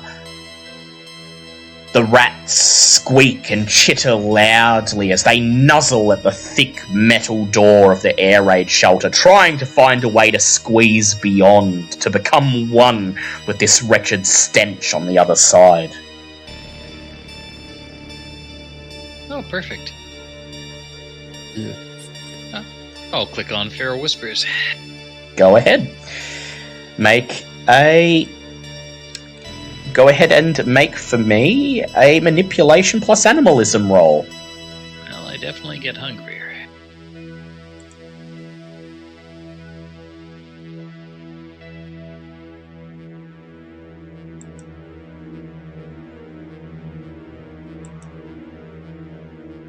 Three successes.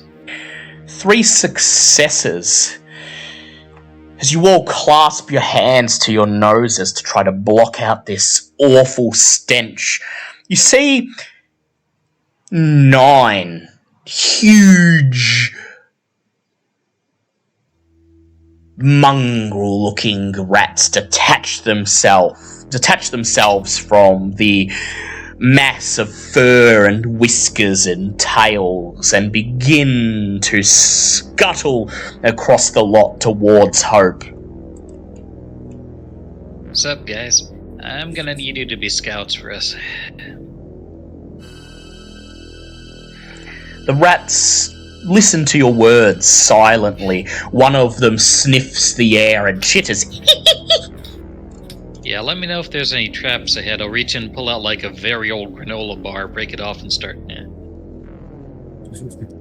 Toss pieces of the granola bar to the rats. They devour the morsels within seconds, and then they turn and scatter, all 9 rats in different directions, each of them darting into different cracks, holes, nooks and crannies in front of you. And then you wait. About 10 minutes later, you see the pinpricks that are their eyes appear in the shadows as one by one the fat, mangy-looking rats emerge, make their way to Hope, and as you kneel down and stroke the heads of each of these rats in turn, your mind is filled with images of what they have seen. Beyond the door, a series of alloy wires, tripwires concealed in the darkness, 3 of them strung at the top of a staircase descending into the shelter, halfway down the staircase and right at the bottom. The rats are not able to see what the wires are attached to, but they're able to see enough to ascertain, at least in your mind, that Stan is paranoid enough to have taken precautions against invaders of his haven. Tripwires all along, guys. Alright. You want your cell phone lights out for this. But nothing that looks like opening the door would, like, trip anything. Not that the rats could see. Alright. However, there are other means you have of probing the defences of Stan's haven. That's true. Derek, would you like to make a premonition? Yeah, I was thinking about it, so yeah, I'll give it a try. Go ahead, make a rouse check for me, please. Rails. Success, so I don't get hungrier. Close your eyes and peer into the darkness. You see yourself and the other 3 members of your coterie around you. Chimera has a torpid, staked figure slung over her shoulder as you make your way towards the stairs, towards the entrance, and begin to ascend. There's a flash, and the metal door is blasted off its hinges. 4 men dressed in flak jackets, holding assault rifles, burst in. They shout, "Engaging blank bodies!" and begin to fire. You return to reality and describe what you saw to the others. Yeah. Oh. Good. Okay, You definitely want to leave the booby traps intact, then. Vincent leans over to Chimera and is like, "Don't go rush in now then, sweetheart." She's gonna like scrunch up her face miserably. Hey, do you guys get into the fights of the SI like every night? Just about. Feels like it. Hey, the rats get new orders. Yep. And that's after the big explosion. Go and attack the guys who are charging in. The rats nod, signaling their affirmative, and then they rejoin. Yep. And then they rejoin the rest of the rats, that pulsating mass in front of the door, spreading your word to their brethren. As you step towards the door and the horrific stench grows stronger and stronger, The rats seem to sense that they're in the presence of monsters. The mass lets out a series of terrified squeaks. And then all of the rats disperse, scattering in different directions, taking shelter under pieces of twisted metal inside shipping containers, in amongst the foliage poking through the concrete, leaving you to open the door. There's a big wheel on the door, a valve handle, and in theory all you need to do is grab it and turn it clockwise to open the door, but it's covered in so much rust that it's almost fused in place. Someone is going to need to use incredible strength if you're going to get in this way. Bag's not it. Yeah, not me.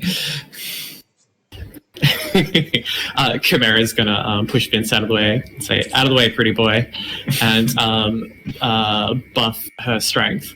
Go ahead, make a rouse check.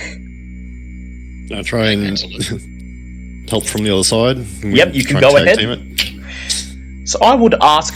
Success. Not hungrier. I would ask Chimera and Derek to please make strength athletics checks. Strength athletics. That is 7.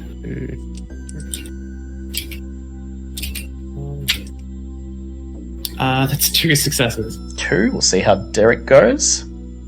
3 successes. 3, 5 altogether. I needed at least 4, so you've got it. So, Derek grabs one side of the handle while Chimera grabs the other. You look into each other's eyes, count down from 3, and then nod, and then...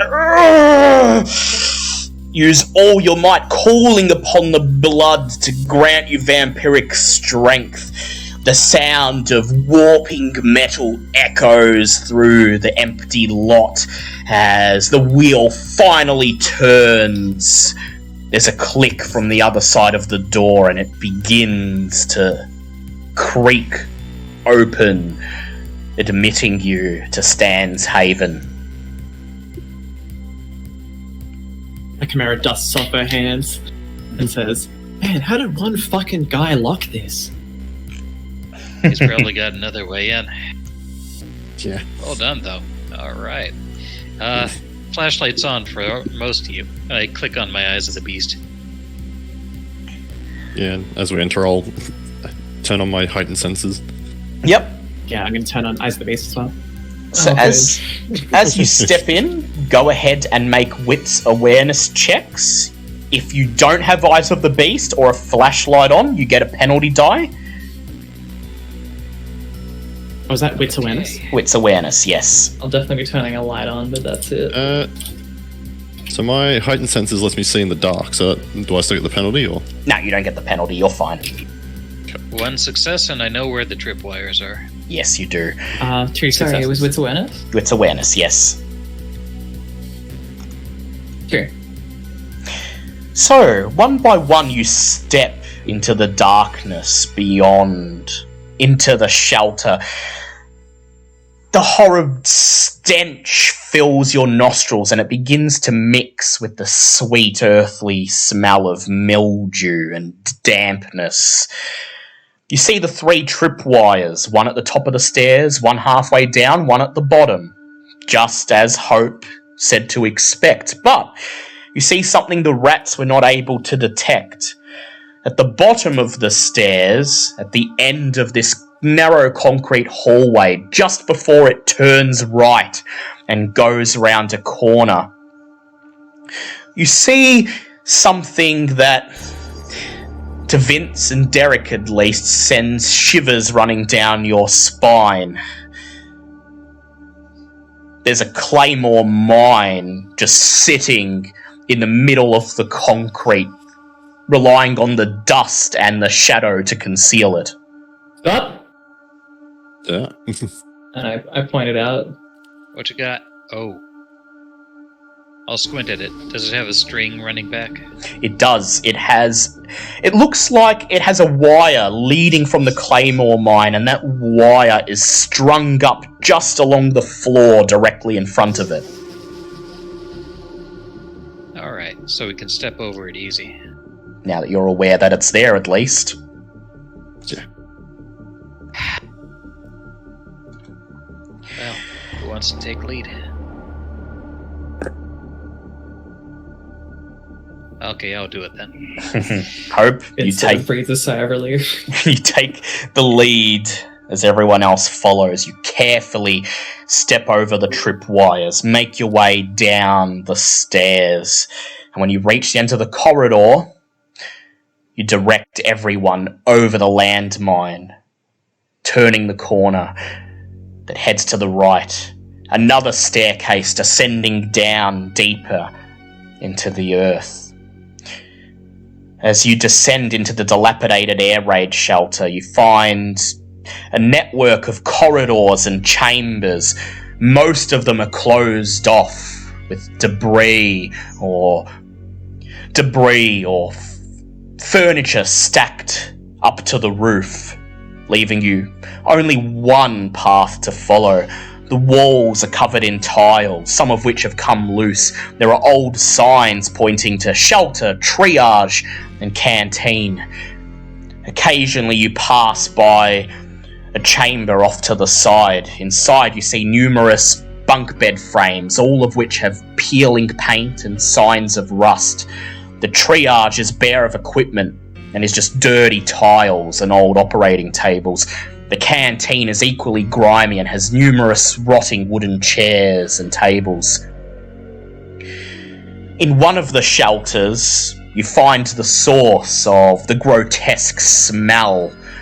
A pile of savaged body parts lying discarded across the floor in a still damp pool of congealed blood, each of them bearing signs of having been gnawed upon by a vampire in the midst of hunger frenzy.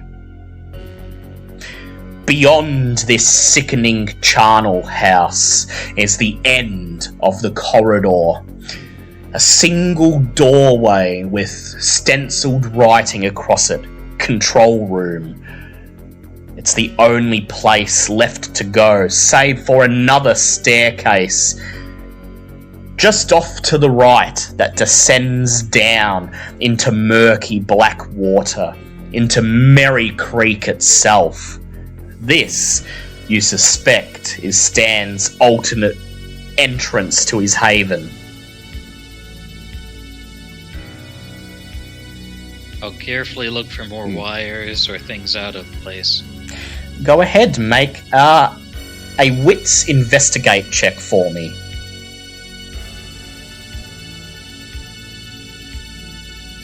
Two successes. As you step towards the control room door, you carefully scan the ground. You see coils of aluminium wire scattered about. It looks as if Stan was in the midst of setting up traps here, but the disease took over his mind. He never got around to it. Instead, there's a trail of dried brownish blood leading towards the control room door and seeping underneath. As you draw closer to the door, you hear a voice whispering from the other side. Yes. Balance the land. 20 land, 40 spells. Make sure the creature to spell ratio is correct. Yes. Half blue, half black. Magic. Ready to go. Yes. Shuffle. We'll do a mana shuffle. That way we won't get mana screwed. The opponent is approaching. Yes, I can hear the judges. Best of 3. Ready to go.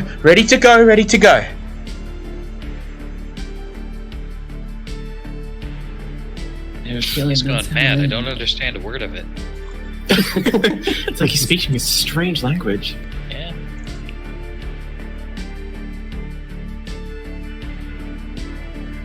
Can we see him at this point? You can't. The door is shut, but you can hear him. As you're standing in front of the door, you can hear him just muttering frenzied to himself. Oh, no, but those are tap lands. Those won't do. The mana curve will be off. No. Throw those in. Yes, pain lands. Life for land, life for mana. Yes. Do we want to try talking to him? Is anyone here a fucking nerd?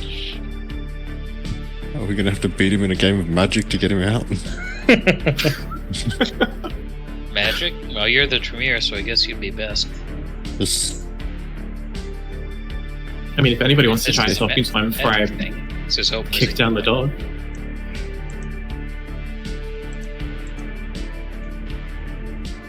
Hey, Yeah. Stan, can you come out, man? We need to talk. There's silence for a moment. His voice just stops. You hear the sound of metal scraping on concrete, something being pushed aside. You get the impression he's finding a place to hide. And then he speaks up. He says, I know. Prince Squizzy has sent you to deal with me, although I don't remember such creatures in his deck. Yeah, no, he was playing red-green as far as I know, and yet here I sense white-blue. Red Cream? That Canadian guy?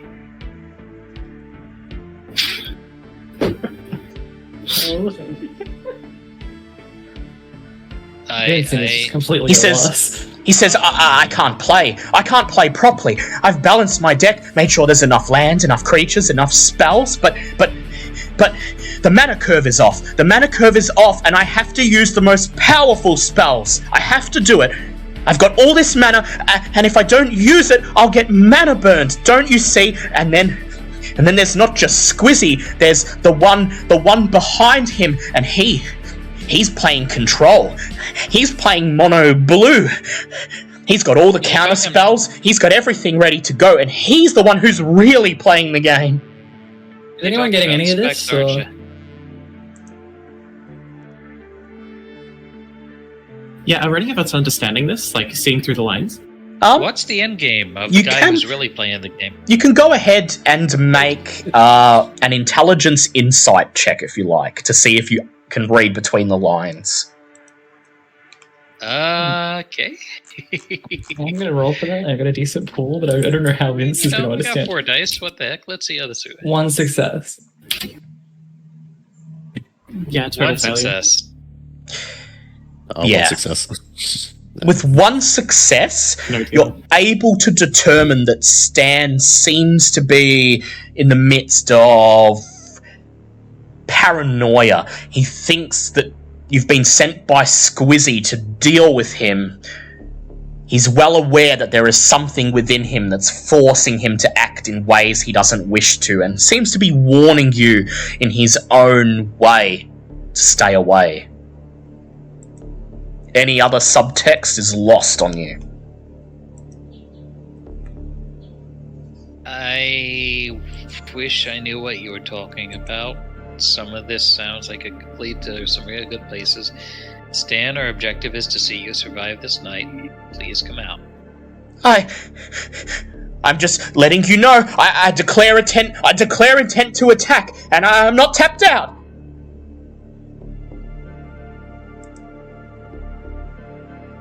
Oh, it's Okay. gonna be rough. You do what you think Okay. you gotta. I say as I pull out the submachine gun and rack it. You do what you gotta, man. Who's gonna open the door? Fuck that. I'll cover whoever's opening the door. And Chimera reaches into her back pockets and pulls out her tight leather gloves and kind of flexes and pulls them onto her hands as they kind of squeak as she pulls them on, and puts her hand on the door handle, ready to kind of breach and open. And then, Derek, Vince, what are you guys doing? Vince is just readying the stake launcher that he's got. Readying the stake strapped to his launcher. back. And Derek, Yeah, just getting my stake out, ready to. ready? Try and All use right. You look at Hope. Hope nods. It's go time. Chimera pushes the door, bursting through it, running into the control room on the other side.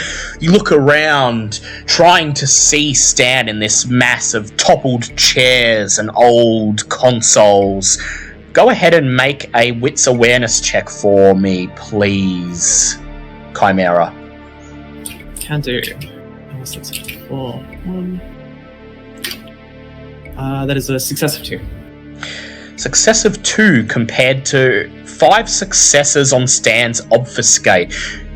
You do not see him, not until it's too late.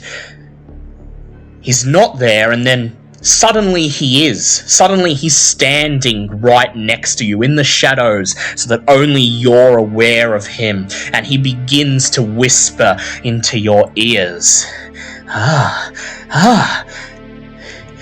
A Timmy, a 5/5 with trample, definitely green. I thought it was white, blue, but there's a splash of green in there. But no, Squizzy doesn't have creatures like you in his deck. This is Thomas Roth's deck, but still, you don't see the one who's truly playing, the one playing mono blue with all of his counter spells, and you are but his pawn. And you are carrying out his plan, and he uses his dementation against you. He begins to whisper in your ears, talking so fast that you cannot make out the words. It's just a buzz of voice. Yes, and then he's coming out. I would like you, Chimera, to go ahead and make for me a composure plus intelligence check. It's going to be against his manipulation plus dominate. Also, that's two successes on Sense the Beast. Yes, so you are aware he's there, Hope. As he begins to do his dementation, you see his fuzzy outline in the shadows. How many successes was that, Chimera? That's 3. 3. So he's going to... So he doesn't get hungrier from rousing the blood. He gets 5 successes and deals 2 points of superficial willpower damage to you as his madness begins to inflict you, begins to infect your mind. So I rouse dexterity and try to shoot at the fuzzy outline without hitting Chimera. Yep, go ahead, make a dexterity firearms check. Okay. While this is happening, Chimera is going to be freaking out a little bit and put on toughness. Yep, activate your toughness. So many bullets. Is that a rouse? No. Toughness, actually, yeah, toughness is a rouse. Go ahead. Well, it's a good thing Chimera put on toughness, because that's a messy critical 6. Yeah. I had a feeling. So Hope just steps. I get hungrier. Yep. Hope just steps forwards, unracks the machine gun, and bang, bang, bang, bang, bang, bang, bang, bang, just sprays it into the room as her beast roars. Who is this woman to you? She's nothing, just another tool of the establishment. Who cares? Do what you said you'd do and incapacitate Stan. Bang, bang, bang, bang. Bullets riddle the consoles, the concrete wall, the masses, the upended chairs and tables, and I will allow Chimera a chance to dodge. You may make a dexterity athletics check, but it has a penalty dice. Fantastic. Alright, so that's dexterity athletics is 6 with -1, so 5. Yep. It's actually the same for Stan. That was supposed to be 62 hunger dice, but that's successful. Yep. Oh, hey. How many successes? 4? 4, yeah. Yep. Stan gets 3. He instantly drops his obfuscate, and for a split second you're able to glimpse him. He's disheveled, his long black hair covering his face, his t-shirt, which has a Wizards of the Coast logo, is covered in muck and blood. And he says, Damn it! An instant! As he tries to get out of the way of Hope's onslaught. He takes... submachine gun would be a +3. He takes 3 points of superficial damage. And Chimera, you take 2 points of superficial damage as you're riddled with bullets. And toughness reduces it down to 1. Yes, and toughness reduces it down to 1. Vince, what are you doing? Fantastic. At this point, Vince is readying Daunt, and he's going to try and pacify Stan. Yep. So you're just going to step up with your Daunt, and I'd like you to make a manipulation intimidation check and add your presence. Sure. And he's saying, mate, you're outnumbered. That's 6, 8. Looks wouldn't play in, would they? No, not in this case. Oh, that's fine. That's 6 successes. So I'm going to get him to roll composure plus... I'm going to get him to roll composure plus intimidation of his own, and he gets 2 bonus dice because he's in frenzy to resist mental effects, giving him a dice pool of 7. That is 5 successes and a messy crit from him. So as you stand trying to daunt him, letting him know that he's outnumbered, he just looks back at you and he smiles and he says, I told you I wasn't tapped out, so I tap my last 2 lands and activate this instant. And then he bares his fangs and he leaps towards you. I'd like you, Vince, to make either a strength brawl or a dex athletics, depending on whether you'd like to dodge or try to fight him off. Playing the numbers, I'm definitely going with dex athletics. That is messy 6. Messy 6. He leaps towards you, and as you see him fly through the air, you step backwards, and then your beast roars up. All of the tension that you've been carrying tonight, ever since seeing that news report, spills out at once, and as you step out of the way and see him land in front of you in a heap on the concrete, you raise the stake launcher, point it at his chest, and fire not once, not twice, 3 times. Thunk, thunk, thunk! Kicking into his ribs as you do so. Go ahead and make a resolve firearms check. Yep. 5. 3 successes. 3 successes. He's going to attempt to dodge, but he gets a penalty dice because he's at close range. That is 2 successes. You lower the stake launcher and thunk! The stake sinks into his chest, but not deep enough. He only takes 1 point of superficial damage, and then he squirms, wrenching the stake out with his hand, and he says, I cast counterspell! And he throws the stake across the room. Thank you for this, by the way. This is delightful. This is a gift. Derek? You're up, man. What would you like to do? Still on the floor. He hasn't quite climbed to his feet, so if you'd like to take a chance to stake him, you can go ahead. I would like to engage in an anime battle with him, yes.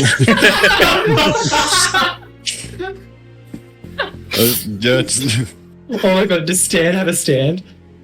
Go and beat him at a children's card game. Stop it, children! Stop it! I'll take Vince's distraction and try and get him with my own stake. Alright, make a strength melee check or a strength brawl check. We'll go brawl because it's slightly better. I really want to be like, I counterspell your counterspell, but he wouldn't. Missed opportunity. All of the building up comedy just exploded with a counterspell. This is finally burst me. Damn, only 2 successes. 2 successes. It's still Almost. So Stan rouses the blood, and as you kneel over him, ready to implant the stake into his chest, he locks eyes with you. He goes up to hunger 5, but he buffs his but he buffs himself, adding 3 dice to his manipulation. I'd like you, Derek, to go ahead and make a composure plus intelligence check for me. Ew.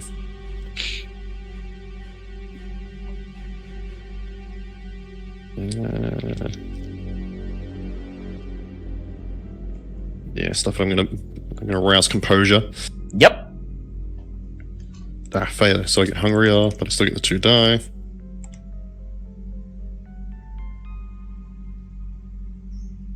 Wow, 1 success. 1 success. He looks into your eyes and he smiles and he simply says, "Your mana's screwed, aren't you? I saw when you were putting the deck together. I told you, at least 20-40 land to spell ratio, but you did it. You thought you'd be fine with 10, and now you're reaping what you sowed." And he uses his dementation. He rolls 6 successes and deals 5 points of superficial willpower damage to you. Oh god. Do you have any left? Good lord. Is that impairment?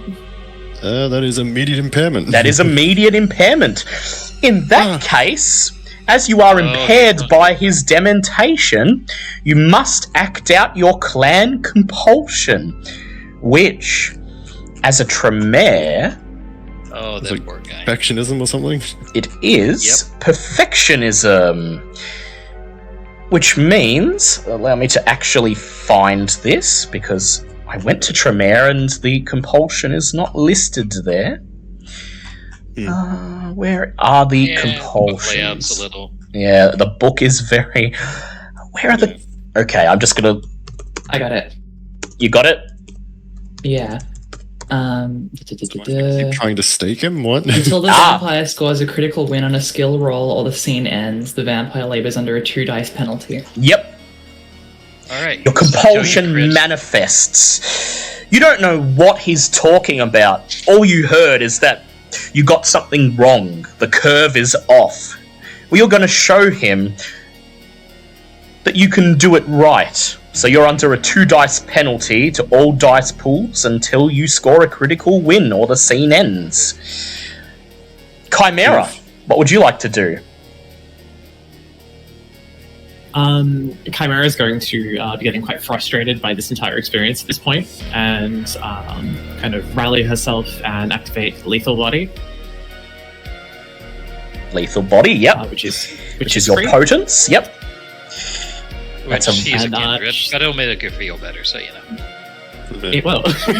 She's going to start storming over towards him, stake in hand. Yep. Say, dude, stop making this so fucking hard for us. Go ahead. I'm just going to try and stake him through the back, Yep. through the heart. Make a strength melee or strength brawl check, and he's going to match it with one of his own. May I Melee. get in strength there and pretty roll. much interfere with him and try to, like, grab a hand? Yeah, if you want, go ahead and make a Dex Athletics check to lean forward and snatch one of his hands, and you'll get a penalty dice if you succeed. That's basically all I'm trying to do is get in the way. That's 4 successes. 4 successes. Okay. 4 successes. 4 successes.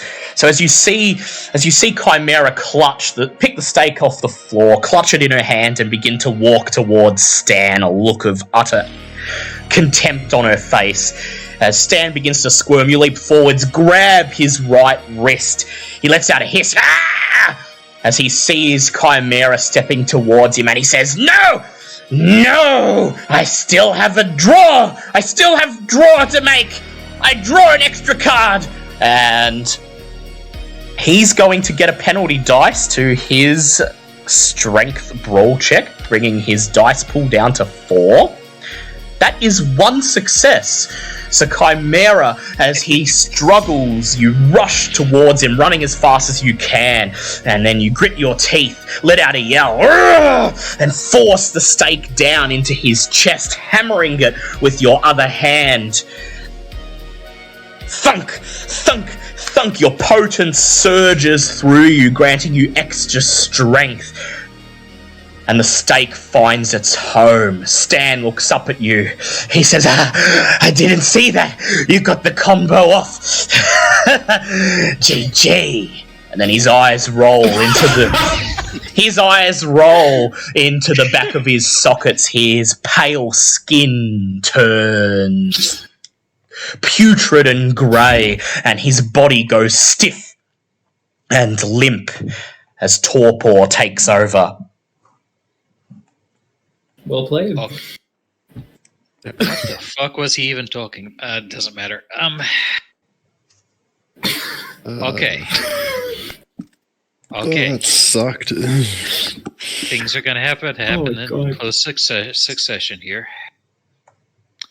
We're going to go back up the tunnel. The SI is probably out there waiting for motion detectors or something to indicate we're coming. They're going to try and spring an ambush. When it happens, we need to run back into the tunnel, let them come through the booby traps to get to us. Yep, got it. Okay, now, before we do why don't we this... take the secret exit in the water? I look around. In the water? Yeah, on the way in, did we notice that, like, his... you've his noticed there's an extra murky staircase that descends down into the brackish water. Alright, we'll be going into uncharted territory, but that's fine. And yeah, let's do it. But sure beats combat shotguns. Sure does. Yeah. I agree with that. Listen. Are we going to hand this guy over to Adiz? Are we seriously going to do that? He didn't sound like he liked the idea, but... And she gestures to him, states. I don't think we really get to say now. Yeah. So, my vote is no, but I'm only one in this team. So... What's your plan, then? Pull out my phone, text to Jackie. Run, Larson coming. Beep! You send the message, but there's no response. Well, Adiz is gonna save her ass regardless. I'm now going to roll something for Jackie and something for Larson. I won't tell you who won. Alright. Get this guy to Goretrix, like we said. Like, you and... Yeah, it's a thing. I look at Chimera. To fulfill your promise of Stan being okay, you have pull with the Goretrix Tamir. You don't have any pull whatsoever with the Cypher. That's if you want to keep your promise. Up to you. She nods. Yeah, sounds like a good deal to me. Okay. Or we could go for more information. Derek, you feel like a premonition? Yeah? You got enough blood for that? Don't know if I feel up for much at the moment. Okay. In that case, what's your vote? Adiz or the Anarchs?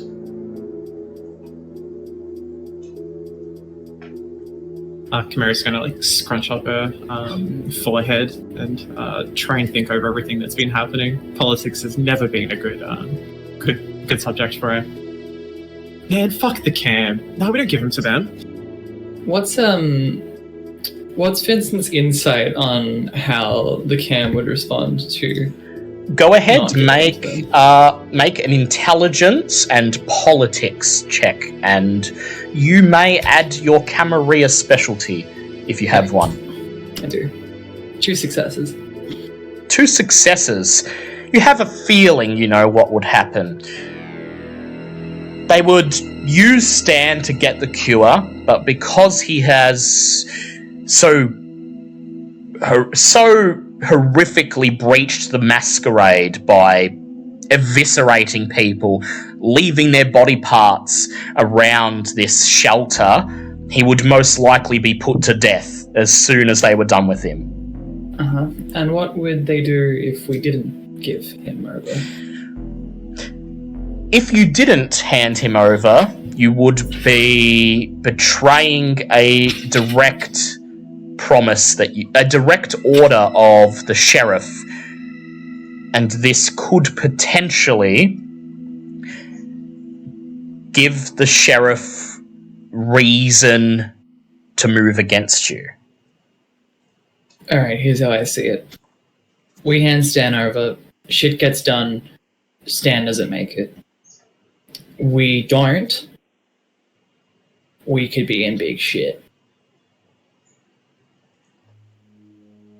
Okay. Chimera's going to grit her teeth until they like squeak and take off her leather gloves and put them in her back pocket. So they fucking kill him. Just like straight up. First time? Yeah. The Camarilla likes blaming people. Alright. How about Nah, if I fuck take that. the He heat? didn't do anything wrong. I mean, What if I take the heat? What if we get out of here and I grab him and take off running? And you guys fire a few rounds in the air and yell, "Stop, thief."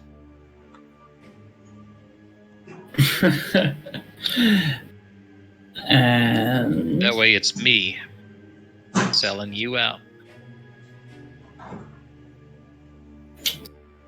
Are there going to be any witnesses other than just us? It's just going to be our word versus everyone from the camp, basically. alright, Yeah. That only works we can if do the that. geezer's I can watching. do my best to get the heat off you eventually, but it might be a bit. Oh, Vincent, man. I've got a false identity lined up, an alternate haven lined up, and I can change my face like... Yeah. Yeah, alright. Anyone got any problems with that? None at all. Derek? Little, but I'm... Yeah. I don't know, man. If you say no, I'll hold off on this and we can give them to Adise. I don't want to screw you over, and some of that's the ritual we did, and some of that's... It would be putting you in a sore spot with Cypher. Maybe, potentially.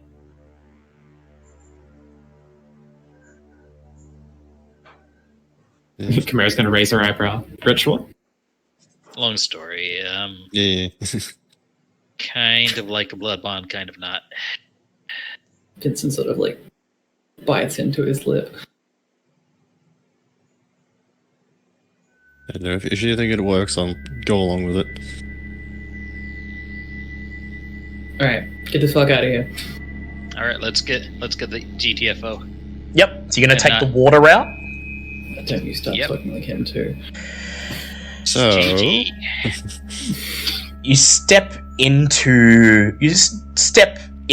the brackish water. It's freezing cold. If you were mortal, you might enter shock just from stepping into the water. But you're not mortal.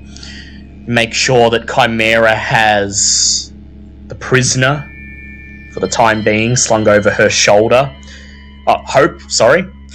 And then you step into the water, descending the staircase into the submerged part of the air raid shelter. Once you see the tip of Hope's head disappear beneath the inky blackness, you all exchange glances with each other. Vince, you're not going to like what this does to your suit. I got plenty in the car, it's fine. And then you follow Hope into the water. The last of you, bringing up the rear, is Derek. And Derek, when the water is up to your neck, just before you take the final step and become fully submerged, you hear something in the distance, up at the entrance of the shelter. The crash of warping metal, and then a distant voice shouting, "Blank bodies, engage, in formation!" And then screams, "Ah! Bang! Bang! Bang!" You feel intense heat buffet the back of your neck.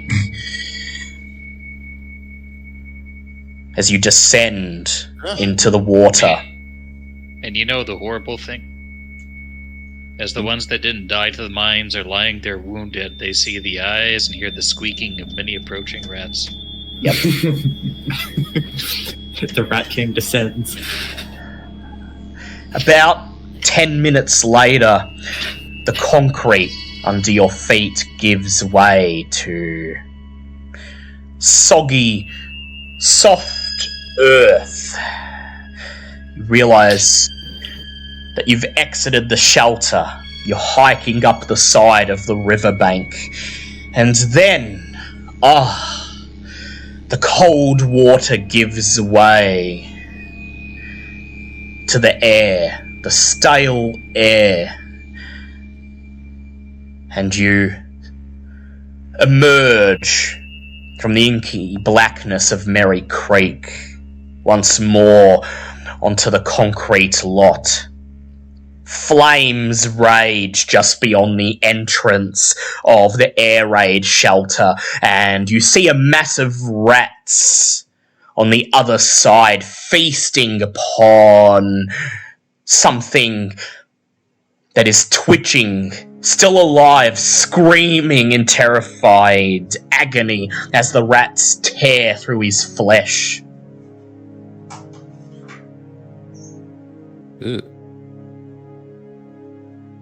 Well, yeah, the place booby-trapped better than I thought. The Second Inquisition didn't stand a chance. As the rats gnaw upon this unfortunate man, he lets out one more scream. Ah! And then a death rattle. The rat squeaks, become a cacophony in the night silence as they begin to tear into his neck, finishing him off. You stand alone on the concrete lot. Or at least you think so. A black SUV with tinted windows is parked in the middle of the concrete, a few feet from the entrance to the air raid shelter. The Second Inquisition must have been waiting somewhere nearby, waiting for somebody to enter the shelter.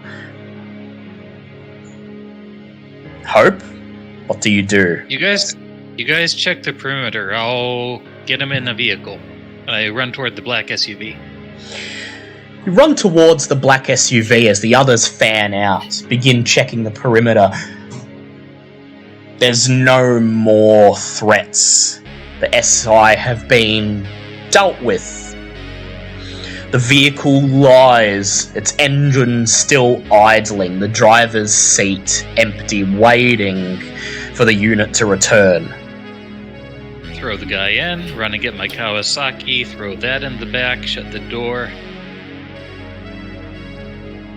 I'm sorry, I yell, and then I drive off into the night.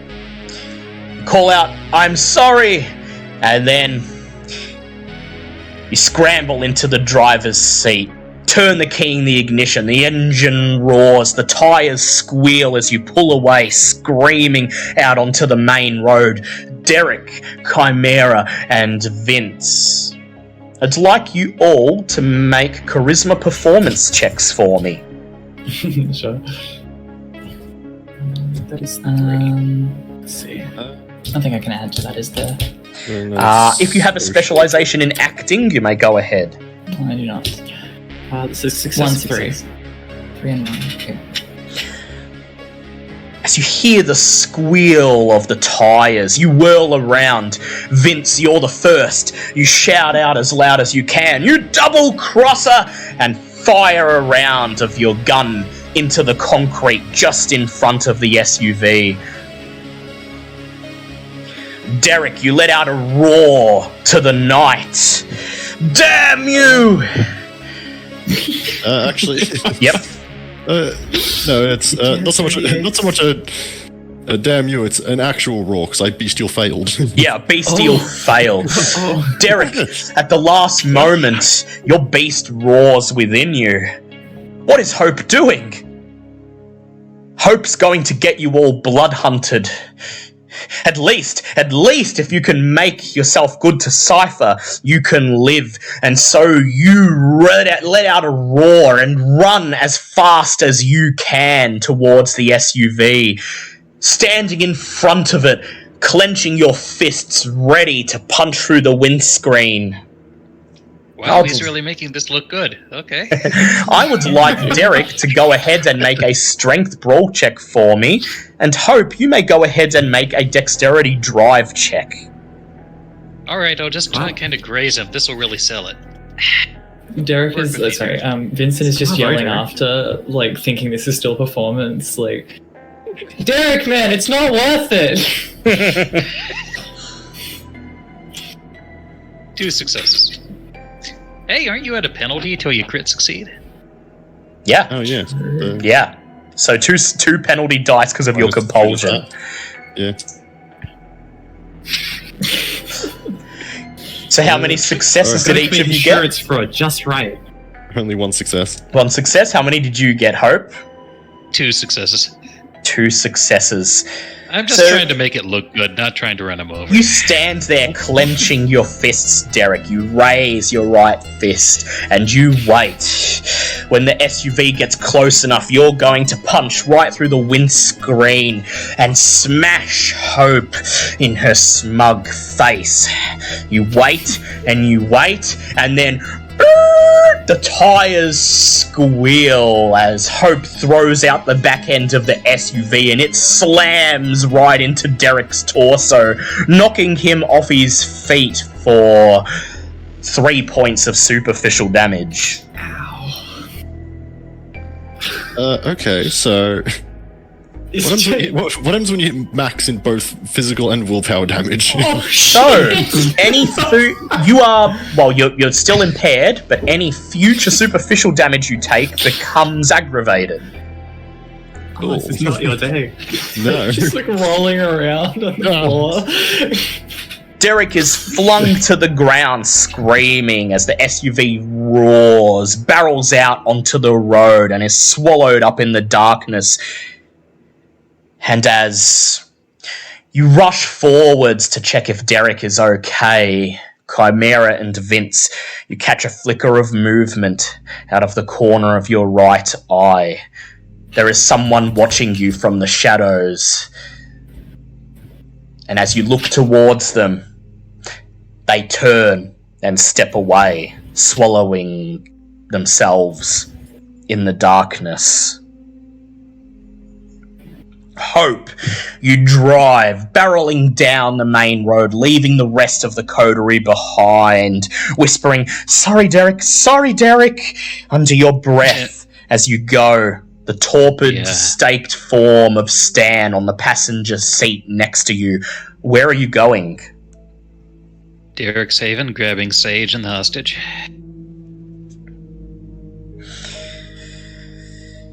You make your way towards Derek's Haven. Sense the beast going. Sense the beast going, yep. The only beast nearby is Stan's beast, pacified by the stake. As the tires squeal, as you come to a stop in the empty parking lot at the back of Derek's Haven, just outside the loading bay door. You slump over the wheel. Your phone vibrates. Bzz, bzz. Okay. I'll run inside, checking the phone as I go. As you slam the door shut, run towards the loading bay door, you grab your phone out of your pocket, swipe. There's a message. It's from Adiz. It says, had a feeling you'd have second thoughts. Don't worry, you're not blood hunted or anything, but I retract my side of the bargain.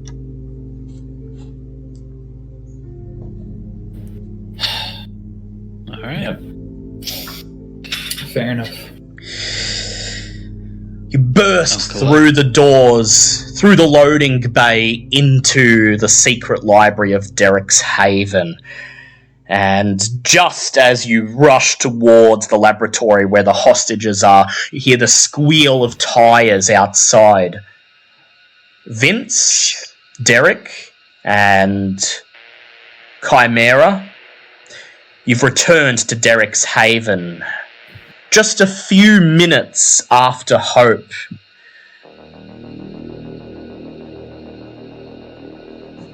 Do you chase Hope into the Haven, seeing the SUV parked just outside, the door still swinging in the wind? Or do you wait for Hope to emerge? I'm going to keep the act going. I'm paranoid. Yep. So Vince gets out, screams to the air, and chases Hope in through the loading bay. Chimera, Derek? Chimera's going to step out of the car and finally take this moment to kind of like bristle and shake herself off like a dog would and flick all the water outside of Vince's car and kind of like adjust her hair and storm towards the building to try and make it look at least a little bit convincing. Inside, Hope, you burst into the laboratory where Dr. Barter lies on the altar and Sage, staked, sits on the alchemy table. What do you do? First priority is Sage.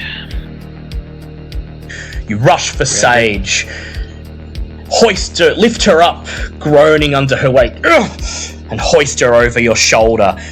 Outside, you hear the sounds of the loading bay doors bursting open, and you hear Vince calling, "You double-crosser, you're gonna get us all killed!" Okay.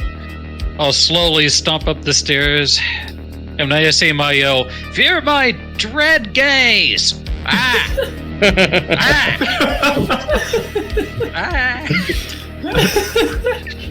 Chimera's going to lean over to Vince and say, "She doesn't really have that, does she?" Fuck no, she doesn't. Oh, take me to Trap's fucking run away. Vince just is rooted to the ground, or at least isn't pretending to be. Oh, for the love of...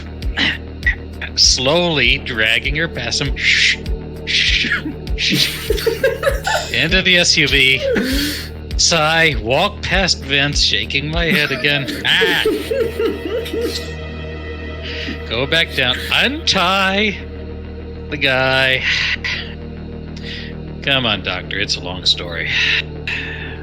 As they wander past, Chimera's just going to whisper, wouldn't they also have, like, tracking shit in their cars or something? Yes, that's why I need to hurry. I've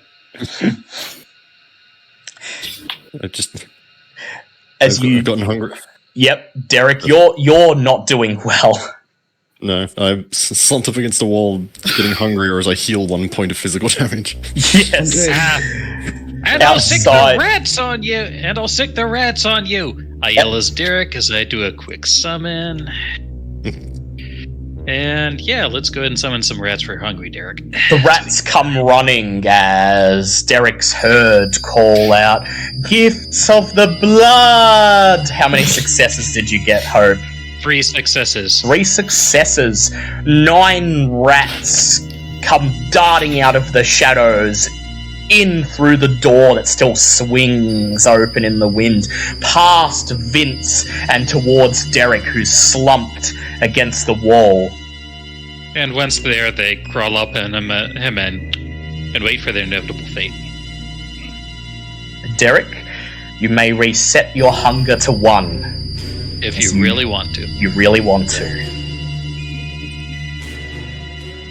I'm gonna roll 1 more heal and then I'll feed. Go ahead. Oh, that one was a success. And then feed. Hope seems to pay no attention. She just dumps the hostages in the SUV, climbs in, pulls the door shut, and the tires squeal as she screams out of the parking lot out onto the main road. Where you heading to, Hope?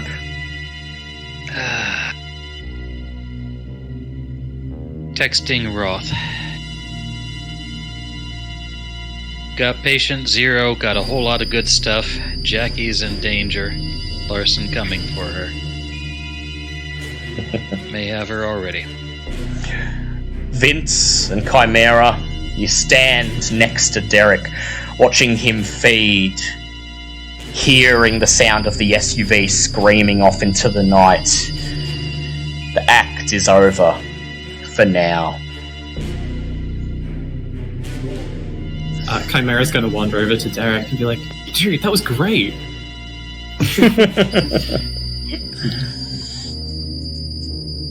Has Vince figured it out yet? That wasn't an act. Yeah, I think looking at the state that Derek is in, as you see him hungrily gorge himself on the rats, Yeah. you realise that this was not an act. You're right, man. Been better. Yeah. Yeah. At the least, hopefully that solved it a bit better. I think you did a pretty fucking good job on that. Meanwhile, Hope screams onto the nearest overpass, gets onto the M2 and begins to drive as fast as she can towards the Anarch territory. There's something underneath the steering wheel, something with a blinking green light on it. Beep beep, beep beep, beep beep. I have time to disable that. Sure do. Make an intelligence technology check. This is kind of important, so I'm going to be boosting it for big brain energy. Hey, don't get hungrier. Gosh. I have been having obscenely good luck with that tonight. That's some strong rat blood. Strong rat blood. Strong rat blood. I'm going to willpower this. Go ahead. This is important. This is important. One more success, 3 successes. As you drive, you reach onto the steering wheel with your right hand. Place it around this device, this square of plastic, and then you feel the wire that attaches it to the dashboard. You extend your fingernail ever so slightly, severing the wire and then ripping the square of plastic off. You turn to your right, toss it out the window. It sails over the side of the overpass barrier and falls down into blackness, guaranteed to not survive the impact. And then you drive on towards Thomas Roth's takeaway shop. About 30 minutes later, you reach your destination. And actually, after I disable that, I'm going to text the others. Any chance you can save Jackie? Odds are long. Might not be possible. Indeed. As the tires squeal, as you swerve onto the off-ramp and descend down into Newport towards Cisco's takeaway. Your phone, sitting on the dashboard, begins to vibrate. It's Jackie's number.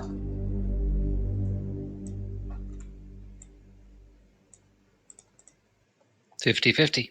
Hello. There's silence for a moment. Then you hear the absolute last thing you wanted to hear. "How's it going, Hope?"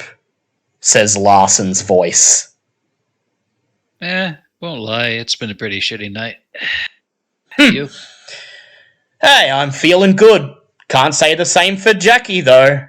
Ashed all over the fucking floor. Ugh. You know,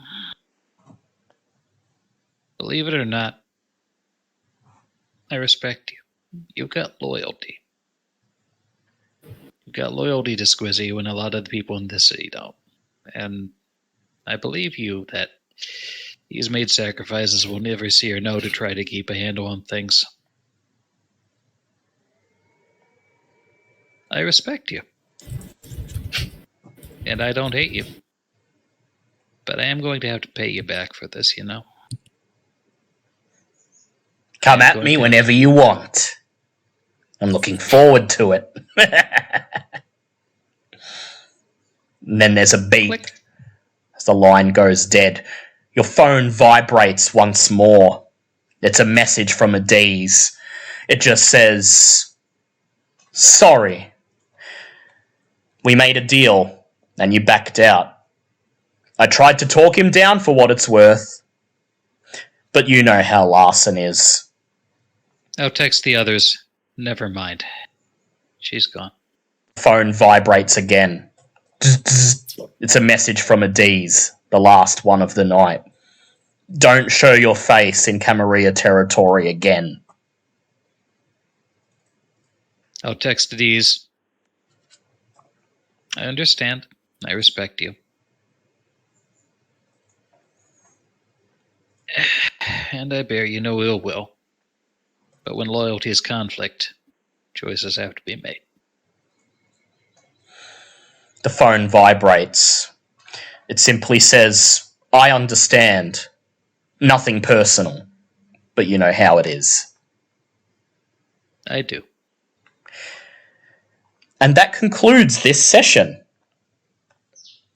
Empire the Masquerade is a very serious game with no light moments. I don't know. Tapping for an instant, kind of, you know. I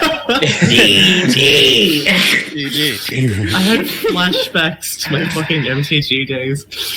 Me too. It was my character.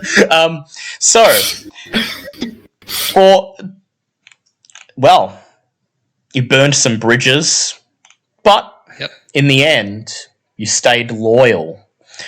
Stayed loyal to who you promised that you would. So, that is the end of Let Blood Boil. You each gain 5 experience points. And Derek, you get 6 experience points because you took such a beating this session. You fucking earned it, dude. Yeah. And That. you have 1 week of downtime before we move on to the next story, which will be entitled The Gazing Abyss. For this is not yet over. Patient Zero, Sage, and Dr. Barter are all in the clutches of the Goratrix Tremere. There's a cure on the way, but it turns out Adiz was right. Without the resources of the Chantry, it's going to take a while, which means you're going to be slumming it for a few more weeks yet. And there is still the ultimate question. Who's behind all this? Who has warped this virus so much that it may thrive in the blood? We know that there's a Sabat fleshcrafter out there. Could this be him? Or is someone else at the reins? Either way, you've taken initiative and you've primed Slick, the Thin Blood, to be your impromptu infiltrator. And next session, Slick will have to pull his weight. The Gazing Abyss, where if you gaze too long into it, the monster will gaze back at you. You'll meet who's behind everything you've been through over these last few nights. And, if you're lucky, you may even find a piece of information that will finally allow Vince to expose the doings of his sire and claw his way back up the Camarilla ladder. You will laugh. Moo-ha-ha-ha. That's next time. Thanks for playing. GG.